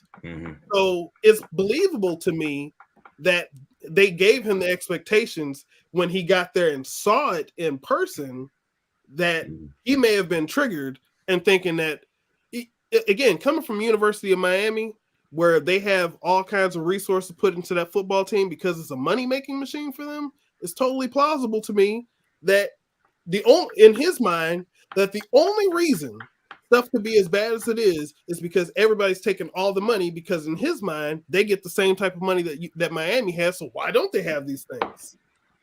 He saw the reality of HBCUs, and I think it more so is what happened. It hurt HBCUs and the whole community than anything. That's what I think. I think it put a lot of bad. Our business got put out in the streets. Mama said, don't talk about our business in the streets, and that's what he did. He went against Mama, and and it's bad, because I support my HBCUs 150%. Love my black colleges, but it's real. It's real, and he just couldn't. Once again, every kid couldn't sugarcoat. He didn't know how to speak. He didn't know how to. He could not articulate his anger in a way where it was, presentable. And that's something that, if he wants to be a head coach, he's gonna have to learn to do that. He's gonna have to talk to somebody and get in that mode where you can yell at the students, your football team, and shove it down their throat and all that. But when you're going on the media, national media, you can't drag the team in the mud. I mean, the school in the mud. You can't. I mean, come on now. It's like, understand you're mad, make your points, make it in a polite way, and keep it pushing. If you really want to be there. Now, it seems like he really wanted to be there, but he just didn't have that. I think it's media training. Something I thought that my dude, and it seemed like he got his together in boxing. My man Javante Tank Davis. I thought he needed some serious media training when he first came out, and he got it. He sounds a lot better speaking and talking when he's in a conference and talking about fighting. Now his hands and his mouth are working in sync right now. That he's on a plane where he's already making a big dollar. Didn't matter if he can talk or not. But nevertheless, he looks a lot better. He looks the part a lot better. And I think that's something that, it's a time where you can act a fool and say whatever you want to say. But sometimes you have to put a little polish, just a little polish. Damn, just a little bit. There's a time and a place for everything. I will say that outside of, it started with his football complaints. When it got to the conditions of the HBCU, I will, as a HBCU attendee, I will not say that all HBCUs are dilapidated looking and have issues such as the mold and the other issues that Bethune-Cookman was dealing with. But I remember a while back, HU, I want to say, I can't remember which HU it was, but they were also talking about the issues they were dealing with in their dormitories and the living conditions. You talking about Howard University? Howard, yeah. It was a big issue. It was one of the HUs. It was big. It was a big deal. Really, the dorms were water damage, leaks, things, them DC rats ain't no joke either. They looking like we would not alley cats. We would not look at a problem with. I may let you make an announcement real quick, Stan. Oh yeah, it is about that time, ladies and gentlemen. We have to bid adieu to our one and only Sadal the Selector. He's got some Sadal things to do. So Sadal, we thank you for your time on the show. We can't wait to see you next month or anytime before that, should you just want to pop up on one of the regular Wednesday episodes of the Platform Sports Talk Show. I sure will. I'll want to thank all of you all for allowing me to fellowship with you all, but I have to run. Turn at the Table, if you're in St. Louis, is tonight, and I'm going to be one of the featured DJs there. At Turn at the Table is going to be at Sophie's Bar on Washington. Yeah, one of the coolest places. Yeah, 3333 I think Washington. Yep. Yeah. I'll be there. That's where I'm going. 3333 Washington Avenue. If you're in the St. Louis area, go see one of the Man Cave panelists in the flesh, doing what he does, spinning the records. We'll see you next time, brother. Be safe out there. All right, y'all. Power up on them. There it is. All right. T-Bone, you were saying. What was I saying? I lost my train of thought. I know we were talking about Ed Reed, and we were talking about what was it? The HBCU conditions.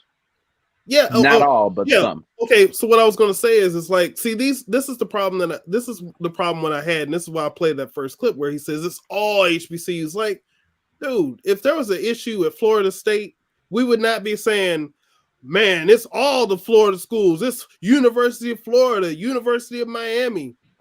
We would never say that about all SEC schools. Why do we lump all the HBCUs into one bucket just because, the clientele is generally black? Man, he was mad. Man, come on, you dissecting. You're dissecting. Come on, now you're dissecting his words when I understand.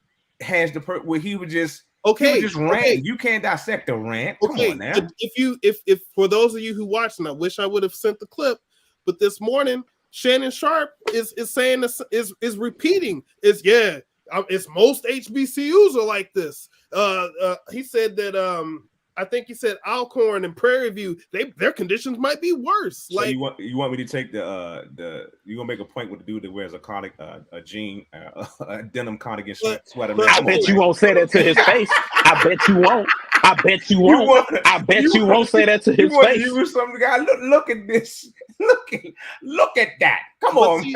A denim cardigan sweater. He look like John Amos. But seriously though, this is what winds up happening is because once you get a prominent black celebrity, athlete, whatever, to say a comment that tears down predominantly black institutions, that stuff gets repeated.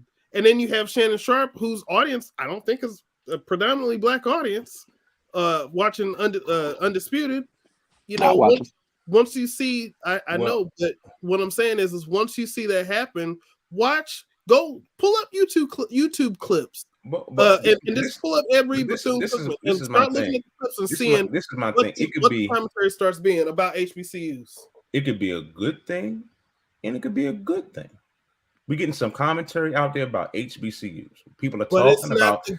But let me good commentary back. If it's bad commentary, maybe somebody will start sending some money to these schools to help these schools out and be a lot better, to get better, to do better, to be more responsible, be more accountable about the kids, because that's what it's all about. It's about the kids. If you think that the people responsible for the money are not handling the money correctly, and they're a bunch of thieves and pigs wallowing in filth, would you donate to them if that's the narrative about them?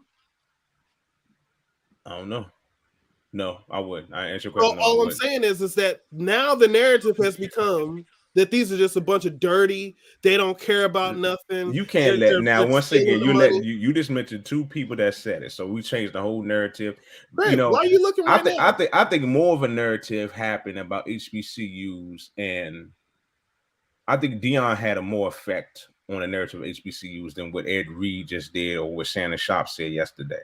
I mean, his impact that he was having on the colleges was way bigger than Ed Reed's rant and his negative outcome at Bethune-Cookman right now.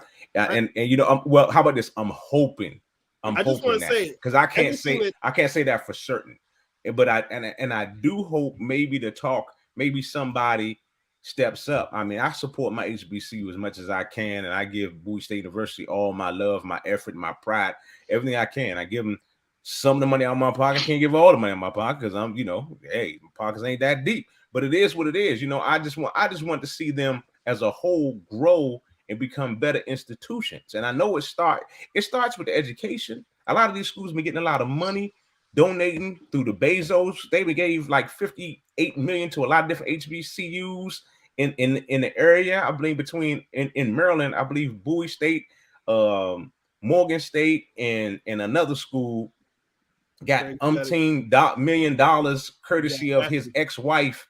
And it's like, it just needs to be more of us We got to stop this divide. When we get mad, I wish Ed Reed would have never said what he said. I wish Deion would have stayed. You know, it helped us more. But right now, I feel what you're saying, T-Bo. I feel what you're saying. It's like a narrative is being started. I understand what you're saying. I wasn't saying that Shannon. Again, I want to clarify everything that Shannon Sharp said when he was talking about the Ed Reed. He echoed a lot of the things that I said about Ed Reed.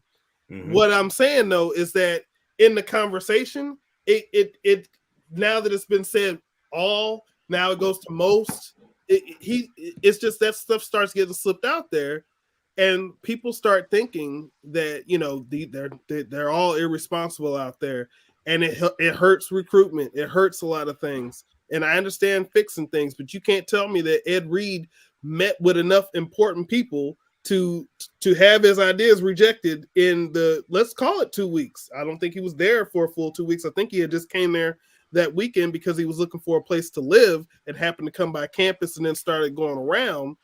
But you know, you can't tell me that he did enough to talk to people, but the narratives are different. So like in Deion's case, this is where I'll give Deion credit. Again, I'm not trying to be biased on this show. What Deion was able to do was he knew, hey, I want my program to be successful. He didn't necessarily want to stay there for years, even though he kind of led people to believe a little different. But at the same time, he knew that for him to achieve his goal, his program needed to be successful. Well, how can it be successful? Well, we got to improve some things. Well, the school has a budget where they're trying to fix some things up. Well, how soon is that going to take? Oh, it's going to take that long? How much do y'all need to speed that up?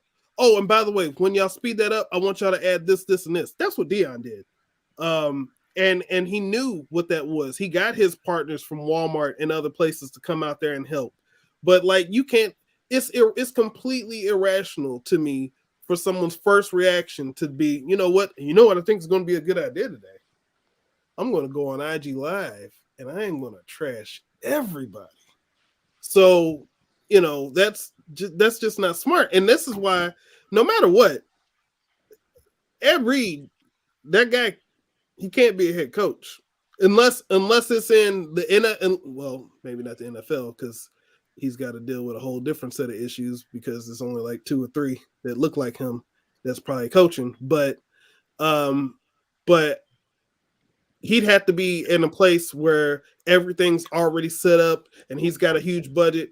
You know, it kind of reminds me like when I was younger, I worked at a restaurant, and I won't name the restaurant, but you know, it was one of those restaurants where I was the manager, but when I was a manager, I was also sometimes the cook. I was also sometimes the production worker. Sometimes I was the server because that's what that type of job required. Then I went to a place where everything, you know, was basically like handed to me on a silver platter. I had everybody to do every single job that I was doing at that other thing. And it was like a culture shock in a different way to me. It's like, wait, I don't have to scoop ice for the servers so that they can keep doing I don't have to make the food. I don't have to do this. And it's like, oh, well, wow, look at this. But like in the case of Ed Reed, he's coming the opposite way where he's talking about schools that got all kinds of money that's out there, you know what I mean? That's dedicated to their program because again, it's an investment for them because you just said earlier that, you know, you think things start with the education. No, we all know that the source of revenue for the bigger schools is sports, football predominantly being one of them for a lot of them. And he's not able to me, he wasn't able to get the difference of this isn't a school that's primarily focused on football. This is a school that primarily is focused on the educational part. So to me, this whole Ed Reed thing I'd call it a shame because it would have been nice for him to come there and be able to do stuff to help. But if he doesn't have the temperament for him, it's not for him. I agree. I'm not even going. I can't challenge anything you said. I truly agree. I think Ed, he needs some media training. It is what it is, man. I just hope that Bethune-Cookman can bounce back and they can get somebody to come there to elevate that program, to elevate that school. I was hoping that Ed Reed could be the next Deion to come through, but I guess I don't know. I think we need that excitement, that oomph in our HBCUs to put the national spotlight back on our schools. And it has to start within. We have to start from from the ADs to the presidents, from them boards. They got to build up and bring people in and build the school up. Yeah. I don't know. It's a hope and a prayer. Miss Williams left a comment saying, in spite of the manner of his rhetoric, maybe it will have a similar effect as the videos of the women's NCAA facilities. I don't know if you all remember that. I believe it was during March Madness where they were showing the difference between the training areas for the women's basketball teams and the men's basketball teams, and it was night and day. So maybe through these videos, through these protests, through students and faculty and potential faculty speaking out about the issues that their HBCUs may or may not have, like T-Bone said, we're not saying all, but we do realize that there are some that are doing not as well as others. So maybe there'll be necessary changes will be made to make sure that the facilities at all HBCUs are up to and beyond par standards. Real quick, you had mentioned T-Bone, his potential coaching in the NFL, and there not being many coaches that look like him. I want to shout out Coach Mike Tomlin of the Pittsburgh Steelers, who since he has become a coach has never had a losing season record. He's either been 8-8 or better. So I want to shout out that Black excellence right there. Not the team so much. I don't like the Steelers. I feel like they should have lost to the Cardinals in that Super Bowl. Yes, I was pulling for Kurt Warner. That's another story for another time. I forgot he was with them. Yeah, that was his third Super Bowl trip. Giants was the second, right? Giants was the second one. Oh no, he did the Rams twice. Oh, I thought Bolger went with the Rams the second time. I was wrong. Wait a minute. Oh, I'll look it up for you. Thank you. Please, I'm having a brain fart. All right. We are going to move it on because we balling, baby. It's NBA talk time. We're going to talk the teams that are hot and the teams that are not. That means it's time for the NBA standings. As T-Bone gets ready to pull up that information about our Rams. Well, my Rams. What is happening? All right. We are going to start in the Western Conference all the way at the bottom at a measly 11-36. Good goddamn. We have the Houston Rockets, a spot above them, the San Antonio Spurs. Coach Pop still out there grinding. Like he does not know when to quit, when to say no, when to let it go. Above them are the Los Angeles Lakers. I want to take a pause right here and say that LeBron James, as of right now, is, let me get that number right. I believe it was 187 points away from becoming the NBA, 178 points away from becoming the all-time leading scorer in the NBA. All-time points, which is something to behold. And he did it in less time than Kareem, might I add. Above them is Kareem didn't shoot them threes, but go ahead. I'm sorry. Could Kareem shoot the three? We'll never know. No. Dang. Above the Lakers, we've got the Portland Trail Blazers, and then at number 11, we've got the Oklahoma City Thunder. If the season were to end today, those 5 teams would be sitting at home. And these 4 teams would be in the play-in tournament. At number 10, we have the Golden State Warriors. At number 9, it's the Minnesota Timberwolves. At number 8, it's the Utah Jazz. And at number 7, it's the Phoenix Suns. At number 6, on the West, we've got the Dallas Mavericks. Above them is the Los Angeles Clippers. Above them are the New Orleans Pelicans. That's a shocker, but not as much as this. At number 3 in the NBA Western Conference, we have the Sacramento Kings. sitting at 27-19. I don't think they've been this good since DeMarcus Cousins was there. At number 2, you've got Ja Morant and them, also known as the Memphis Grizzlies. And then at number 1, you've got Nikola Jokic and the Denver Nuggets. Before I get to the East, I just want to talk about something that has been happening in the NBA. And I know that it's standard when players seem to have exceptional games, but I can't help but notice that it's only certain players that are elected to receive these drug tests after their standout games. Because when Luka had his triple-double, which people called video game-like numbers, he did not get tested. There were no reports that Luka had to do a drug test. But when Donovan Mitchell, when Ja Morant, when other players that look like us have spectacular games, they got to go pick up the cup. And, you know, I don't want to call it what it is or what it looks like. But, you know, if it walks like a duck, quacks like a duck, looks like a duck, it's a duck, right? I just hope for fairness and, you know, just believing in the natural ability of the basketball player instead of what their enhanced ability could be. I just wanted to say that real quick. Just wanted to get that out there. Moving on to the Eastern Conference standings. Who wants it? Craig, I'll let you take this. Go ahead and talk about your Eastern Conference standings. Okay, all right. Coming in number 15, we got those Detroit Pistons. Yeah, terrible. At 12-37. And number 14, you got the Charlotte Hornets coming in 13-36. And at number 13, we have the Orlando Magic coming at 18-29. Hey, shout out to that dude Bo. He's gonna be something. Yeah. Bo is gonna be something. I'm telling y'all watch Bo. He's gonna that's my new Bo's son, by the way. He got skills. He just needs some more playing time. Coming in number 12, you have the Toronto Raptors. I didn't know they were that bad this year. Wow, that's a surprise to me.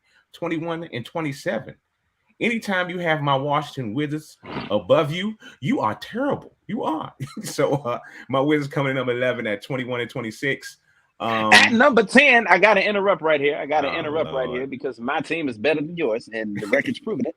At number 10, we've got the Chicago Bulls, who, if the season were to end today, had a solid spot in the play-in tournament.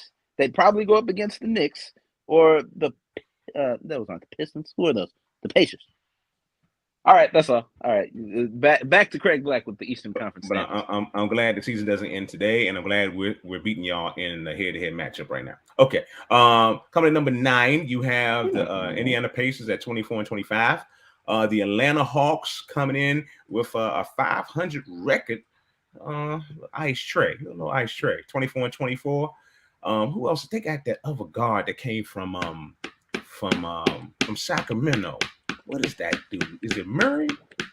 Oh no, he came from San Antonio. San Antonio. Yes, that's where he came from. I don't know how to say his name. Dejounte Murray.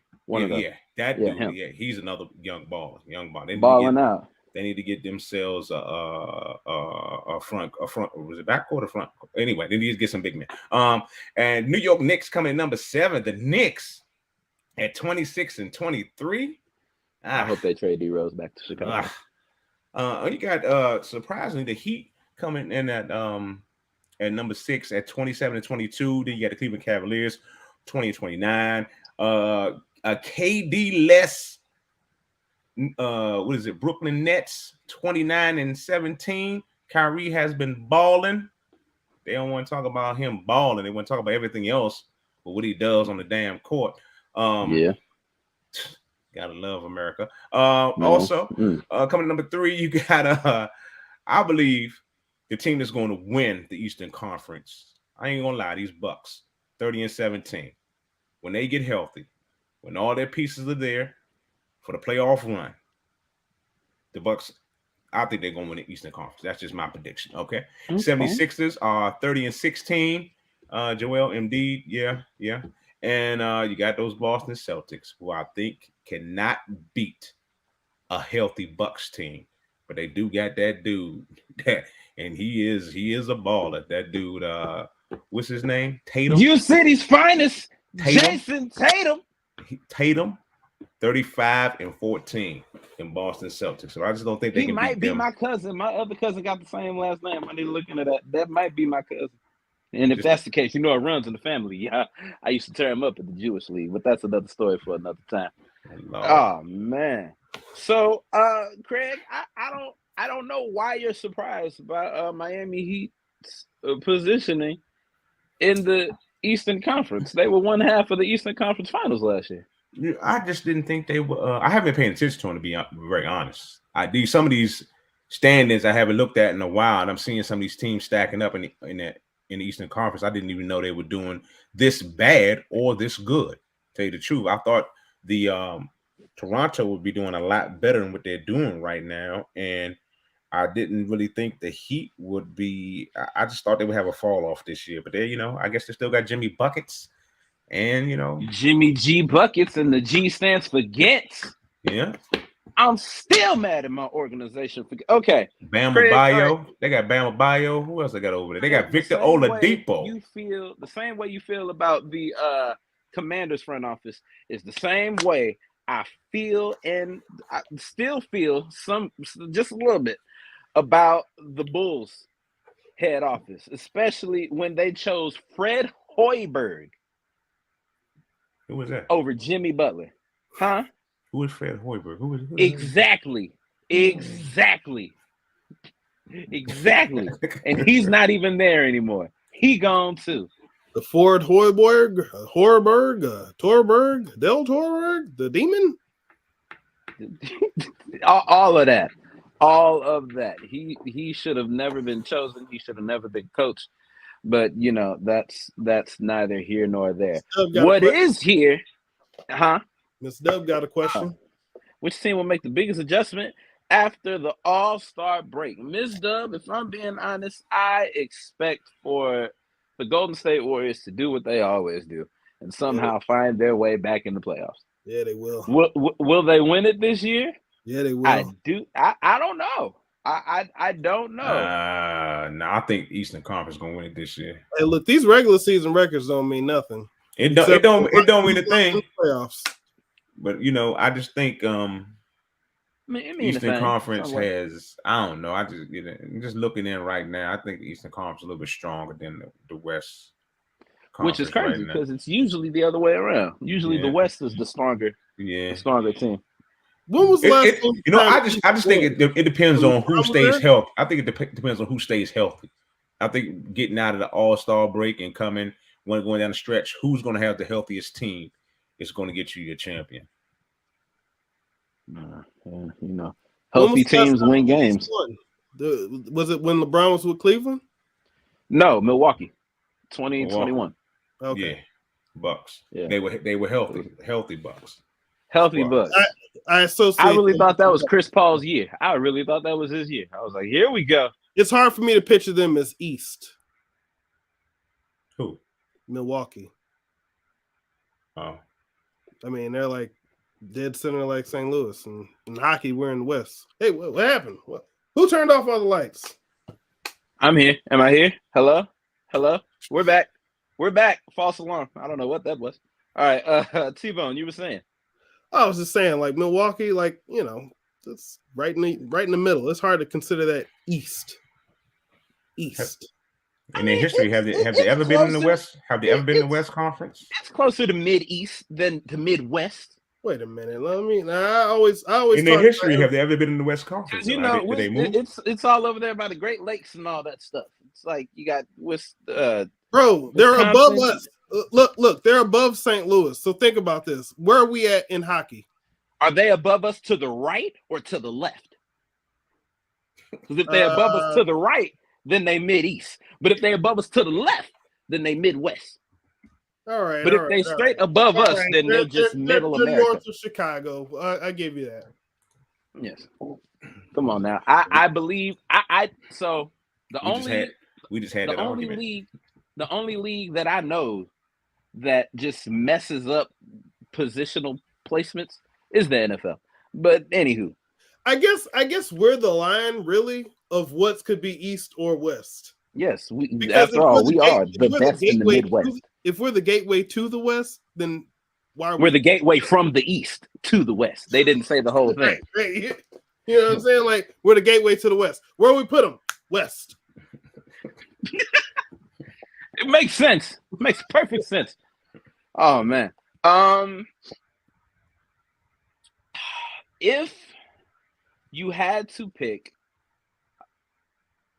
let me go back. I said we have another comment, I believe. Oh no, we already asked that. Which team will make the adjustment? If you had to pick a team right now, if it's a big if they were healthy, fully healthy, if you had to pick one team to win the whole thing, who would you pick? Golden State. All right. Craig? Milwaukee Bucks. You know who I'm picking? You know who I'm picking. You gonna pick the Chicago Bulls? No, I'm picking the Memphis Grizzlies. Oh. I feel like within I feel like it's only right here on my 5-year anniversary show that I do what I did 5 years ago. I give a hot take. I remember. Yes. That means that by the time my 10-year anniversary is here, the Memphis Grizzlies will be NBA champions. They got 5 years. 5 years to do it. Who's going to come? Is Ja going to be able to do that with the current squad he has, or is somebody going to come there to help him out outside of his squad? Just one additional star player. Like if you had Ja because right now you got Ja as the main star, and then everybody else is supporting cast at this time. So I do know if they were to get like a Dejounte Murray or a John Collins or somebody that wasn't like superstar, but was star enough to know their role and to make a finite contribution, like something that's very, this is what you need in order to succeed. If they got that missing piece, which I believe they will do within the next 5 years, whether it be from draft or from transactions. Yeah. Grizzlies in 5. That sounds way better than Browns in 5. I'll tell you what, because as we approach that 5th year, I'm here to tell you, I was wrong. Who was I wrong? We got Baker Mayfield, though, and I'm all right about that. I did not like him at first. I don't know if anyone remembers earlier shows. I was not a Baker Mayfield person. Now I have no choice. Well, yeah, so T-Bone picked the Warriors. Craig picked the Bucks. I picked the Grizzlies. All right. We are getting into these last couple topics before we get on up out of here.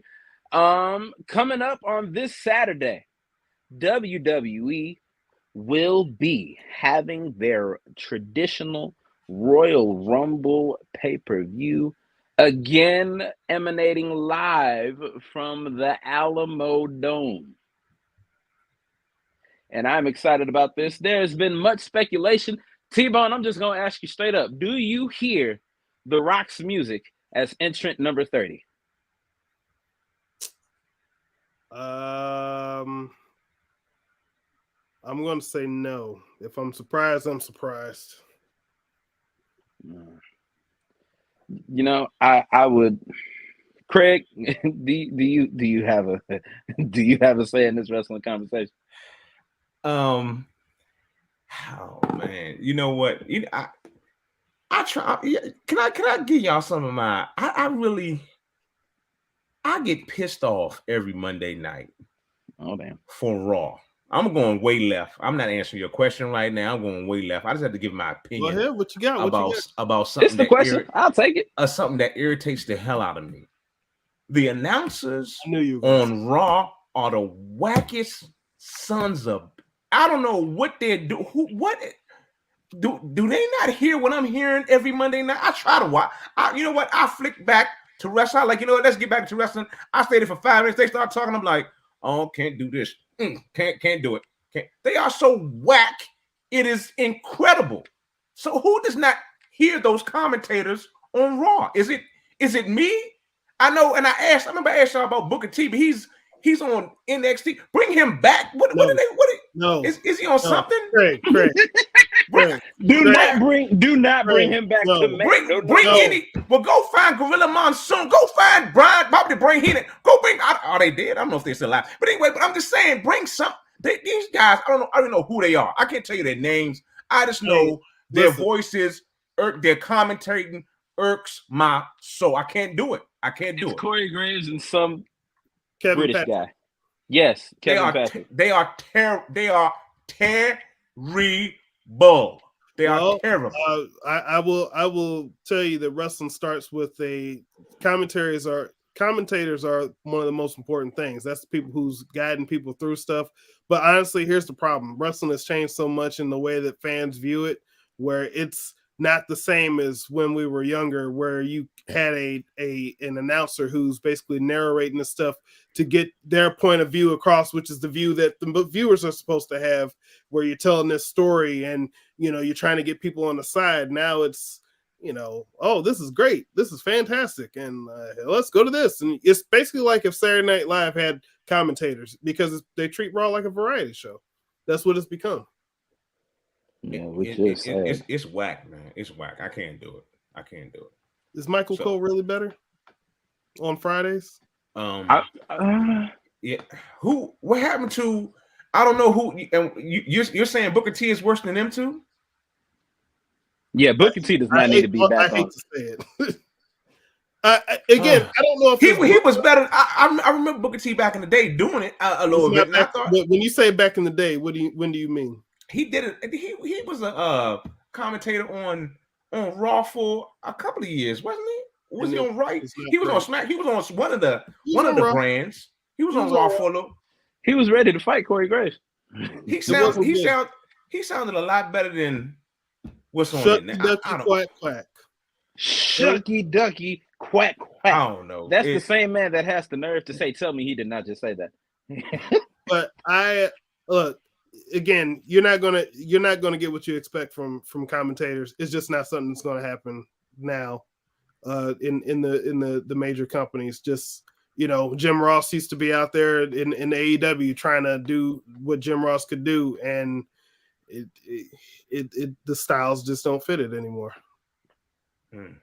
I feel like there's this weird position where the progression of fans and the progression of the commentating have not. It's like we're getting old school commentary for new school fans. Well, I'd say we're getting new school commentary for old school fans. I think it's the other way around. There you go. You got me. Thank you. Yeah. Because that commentary is just not good to me, man. I don't know. Maybe I am the old school wrestling. That's what I am. That's the thing. It's not for us. It's not for us. That's what it is. Okay. That's you tell me it's like this new it's like the mumble rap now. It's not for us. That's what it is. It's like the drill rap. It's not for us. That's what it is. Okay. I agree. I mean, them beats be hidden, but them words. Yeah. I don't know what y'all saying. So, this past Monday, we just had the 30th anniversary of Monday Night Raw. T-Bone, what was it? Have honest opinion. Hey, look, that first hour, outside the first couple minutes, was fantastic. I mean, the whole trial of Sami Zayn, that was awesome. That was definitely amazing. Hey, he had it queued up. He knew what I was going to say. There you go. I mean that whole segment, they did everything that was, they laid it out. They knew where everybody needs to be. By the way, I'm saying this so that, if there's anybody listening from another company that likes to do skits, pay attention. Everybody knew where they were supposed to be. They knew what their roles were. This wasn't a bunch of improv. I guarantee you, this was walked through probably in the ring, or at least in a way that represented the ring several times, so everybody knew exactly what their roles were supposed to be. They knew. Now they may have went over time a little bit, which caused the match to kind of get bumped in a way. But this is one of these segments that will be kind of like it could be an all-time segment. It all depends on what the ultimate payoff is. But I mean, this was all great. I mean, what do you think? I personally enjoyed the show. There were some moments where I could have done without. Of course, Brock Lesnar coming back for the 925,000th time. Why do people hate Brock Lesnar? I do not understand. No, I don't hate him. I understand why he's here. I know he's not here for championships. I understand why he's here. He's here for that Lashley match at WrestleMania. They're trying to what was that where they did it? Crown Jewel? They did it at Royal Rumble in St. Louis, and then they did it at Crown Jewel. Well, Royal Rumble was for the championship, so I feel like that was just a setup for the WrestleMania storyline that we eventually got. But I feel like this time around, it's just them. It's them on the grandest stage of them all. There will be no accidental wins, no flops, no mess ups, hopefully. And it'll be a good quality match. So I understand why he came back.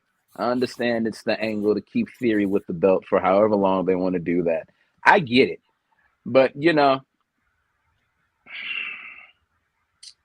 Help me out. What happened with Sami Zayn in his trial? What happened? I didn't see it.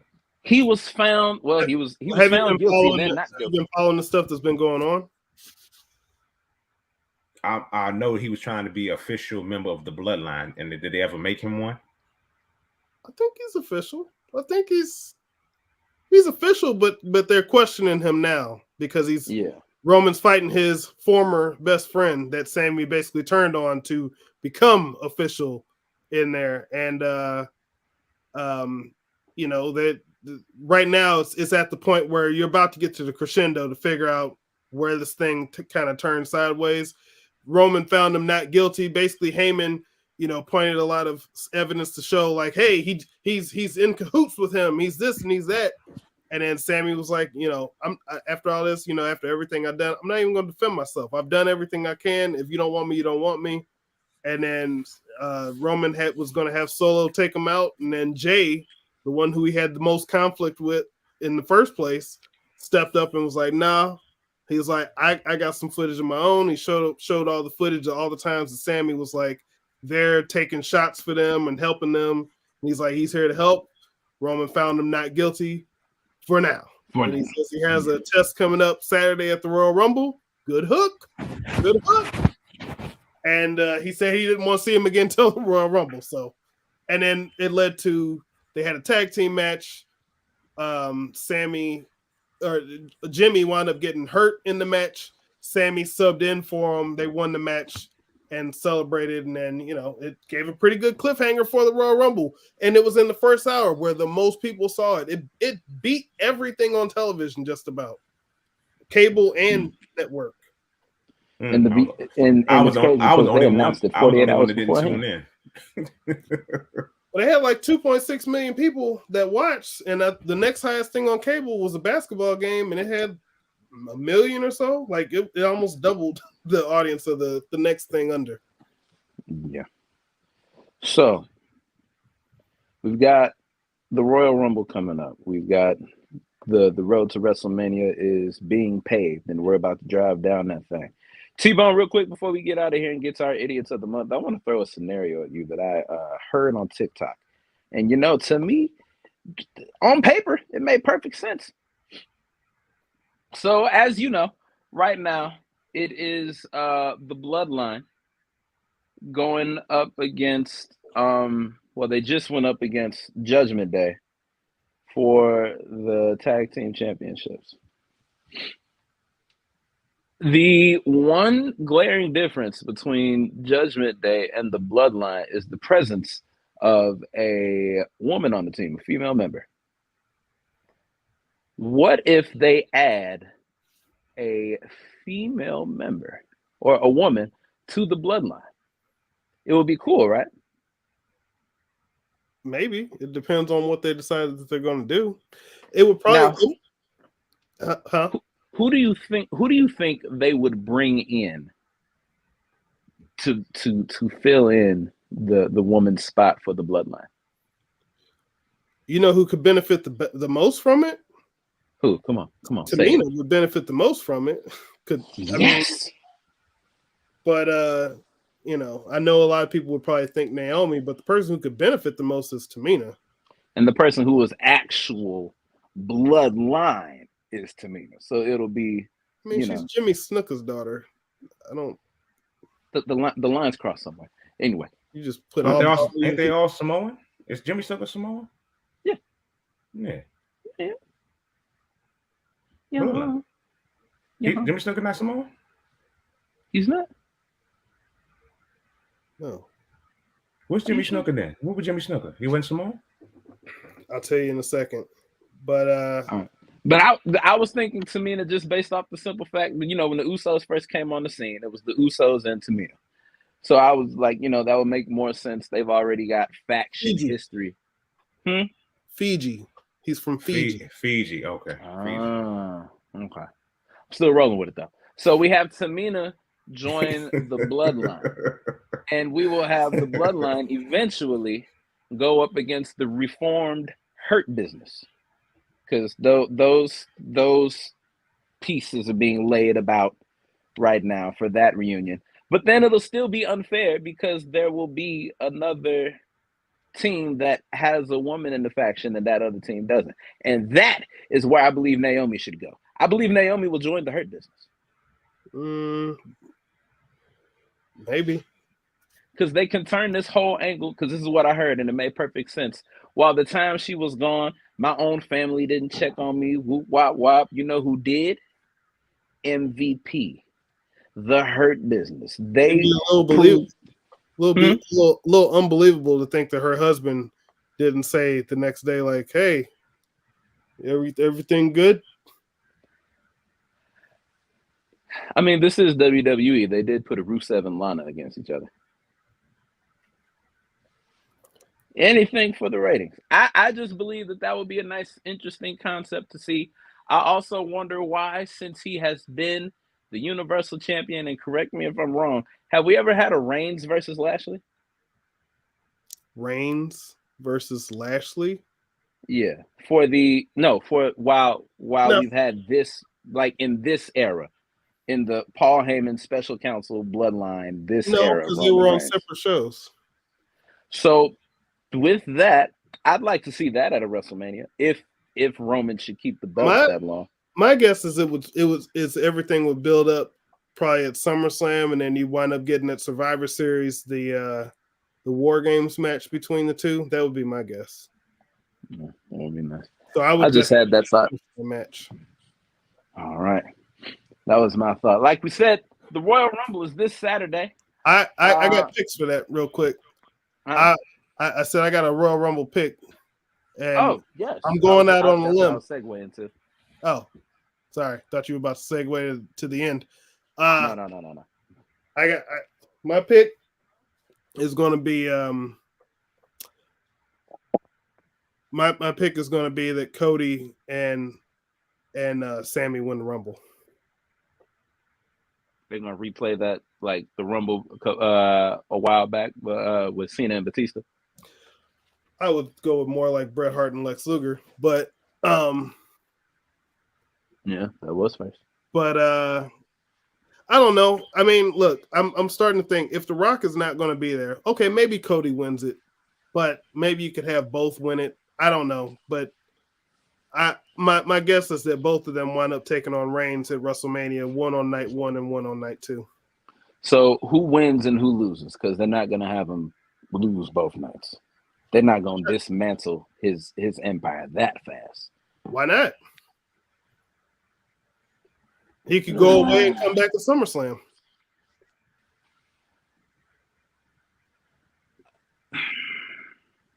What wouldn't a SummerSlam, if that were to happen, wouldn't a SummerSlam return be expected? After all, that's what he did last time. Well, what does it matter if it's expected or not? If it's I mean, you know, usually when Brock was gone, you would expect him to show up by SummerSlam. Surprise! He usually showed up at SummerSlam. One time he showed up at Hell in a Cell. He showed Hell in a Cell was after, but normally he would show up before. Beefed up. But you know, I think that in a way they kind of paint themselves into a picture. Like I fully expect for Sammy to face Roman at Elimination Chamber for the title. It's in Montreal, so that would make sense. But I think he winds up getting a rematch somehow at WrestleMania. Yeah, I like that. I saw that too. Yeah, I saw an article saying that they should put the belt on Sami Zayn now. Like now is the time. I don't think he can. I honestly don't believe that Sami Zayn can get any hotter than this. Well, after they beat him down, and then the fans want to see him come back. My guess is at the Royal Rumble. Hotter than that.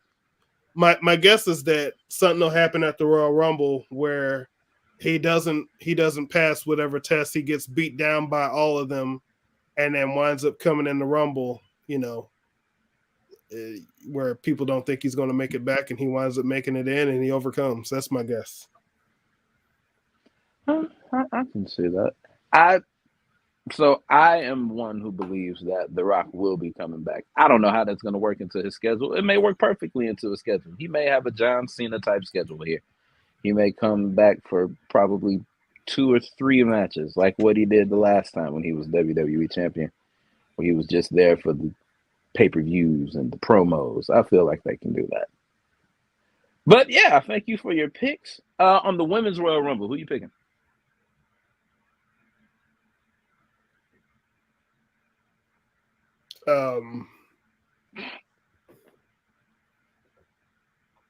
It's a good question, isn't it? It is. I don't have an answer. No answer. Pass.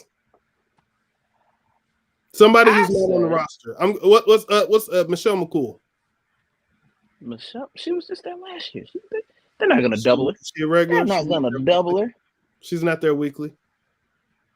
No, I was just saying she was in there last year. Mm-hmm. Like she was just there. And the one before that too. I don't know. I don't think they're gonna give her a triple. I don't know. It'd be nice if that was when Naomi returned. I feel like that pop would be massive. Like at number 30, the lights just go dark. And then cue her music, and the pop just goes insane. And then she wins. And then she becomes SmackDown Women's Champion. I feel like they've got Bianca lined up for WrestleMania. I feel like they've got her arc mapped out. So yeah, I believe that Naomi would win for the women and that The Rock will win for the men. Craig, you got a prediction? Anything? Nothing? No? Not a fact? Charlotte Flair come back? Is she back? Oh yeah, she's back. She's back and champion. Okay. She pulled a page. You need Charlotte Flair. Yeah. She's already won. She's already a champ. Yeah, she already won it. Like I just say you need her. She needs to be a part of the brand. She needs to be out there. They want eyes on her. More views with Charlotte Flair. She's a draw. How about that? She's a big draw. She's second generation greatness, man. Yes. Yeah. She's probably on tap to beat her father's record. Yeah. Yeah. All right. Okay. All right. Idiot of the month. Anybody got a dumbass? Anybody got an idiot for the month? I'll go real quick because I'm gonna have to go in a second. But I don't want to do it. Don't do it. Well, don't do it then. Don't say who I think you're gonna say. Don't say it then, man. Don't say it. Come on, man. Don't do it. Reed. Oh Lord, he said it. Come on now. That's terrible. You can't go and disrespect the company that you about to go work for before you done signed. You ain't signed the contract. And that's a massive Bethune-Cookman chain. Like, Lord have mercy. The contract. You ain't signed the contract. You out here posing for pictures. You ain't signed the contract, bro.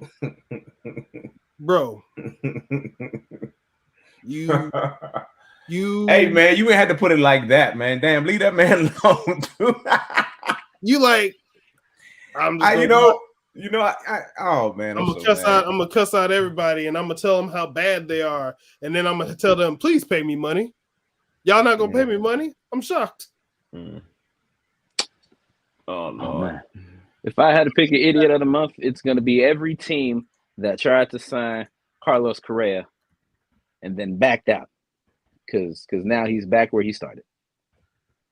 Because he was originally supposed to go to the Giants. The Giants didn't like what they saw on his physical. Then I believe the next team, it was the Mets. And then the Mets didn't like what they saw on his physical. And so he's back where he was originally for lesser money than he would have received. Craig, did you have an idiot of the month?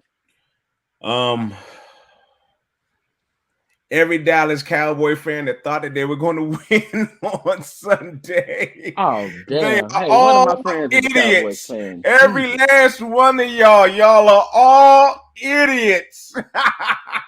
Oh, he hit him with that Spike Lee camera up close and personal, didn't he? All right. Well, hey, this has been a great show. This has been a great show. We want to thank you all for tuning in. Before we get out of here, I would just like to say, as we approach the 3-year anniversary of the tragedy, it is a forever rest in peace to the Black Mamba and Mambacita, Kobe and Gianna Bryant. We remember you all. We love you all for the legacy that you made and that you would have made. And as long as basketball is played, we will keep their names alive. So rest in peace to the Black Mamba and to Mambacita. GG. Yes. GG. Yes. Well, this has been another great show. For Craig Black, for T-Bone, and for Sadal, my name is Stanton. This has been, as always, a Smoooth Productions. This is a Platform Sports Talk Show affiliate. We out of here. In the words of the coach, hit my music. We platinum, baby. We platinum. We forever platinum, Craig. We platinum.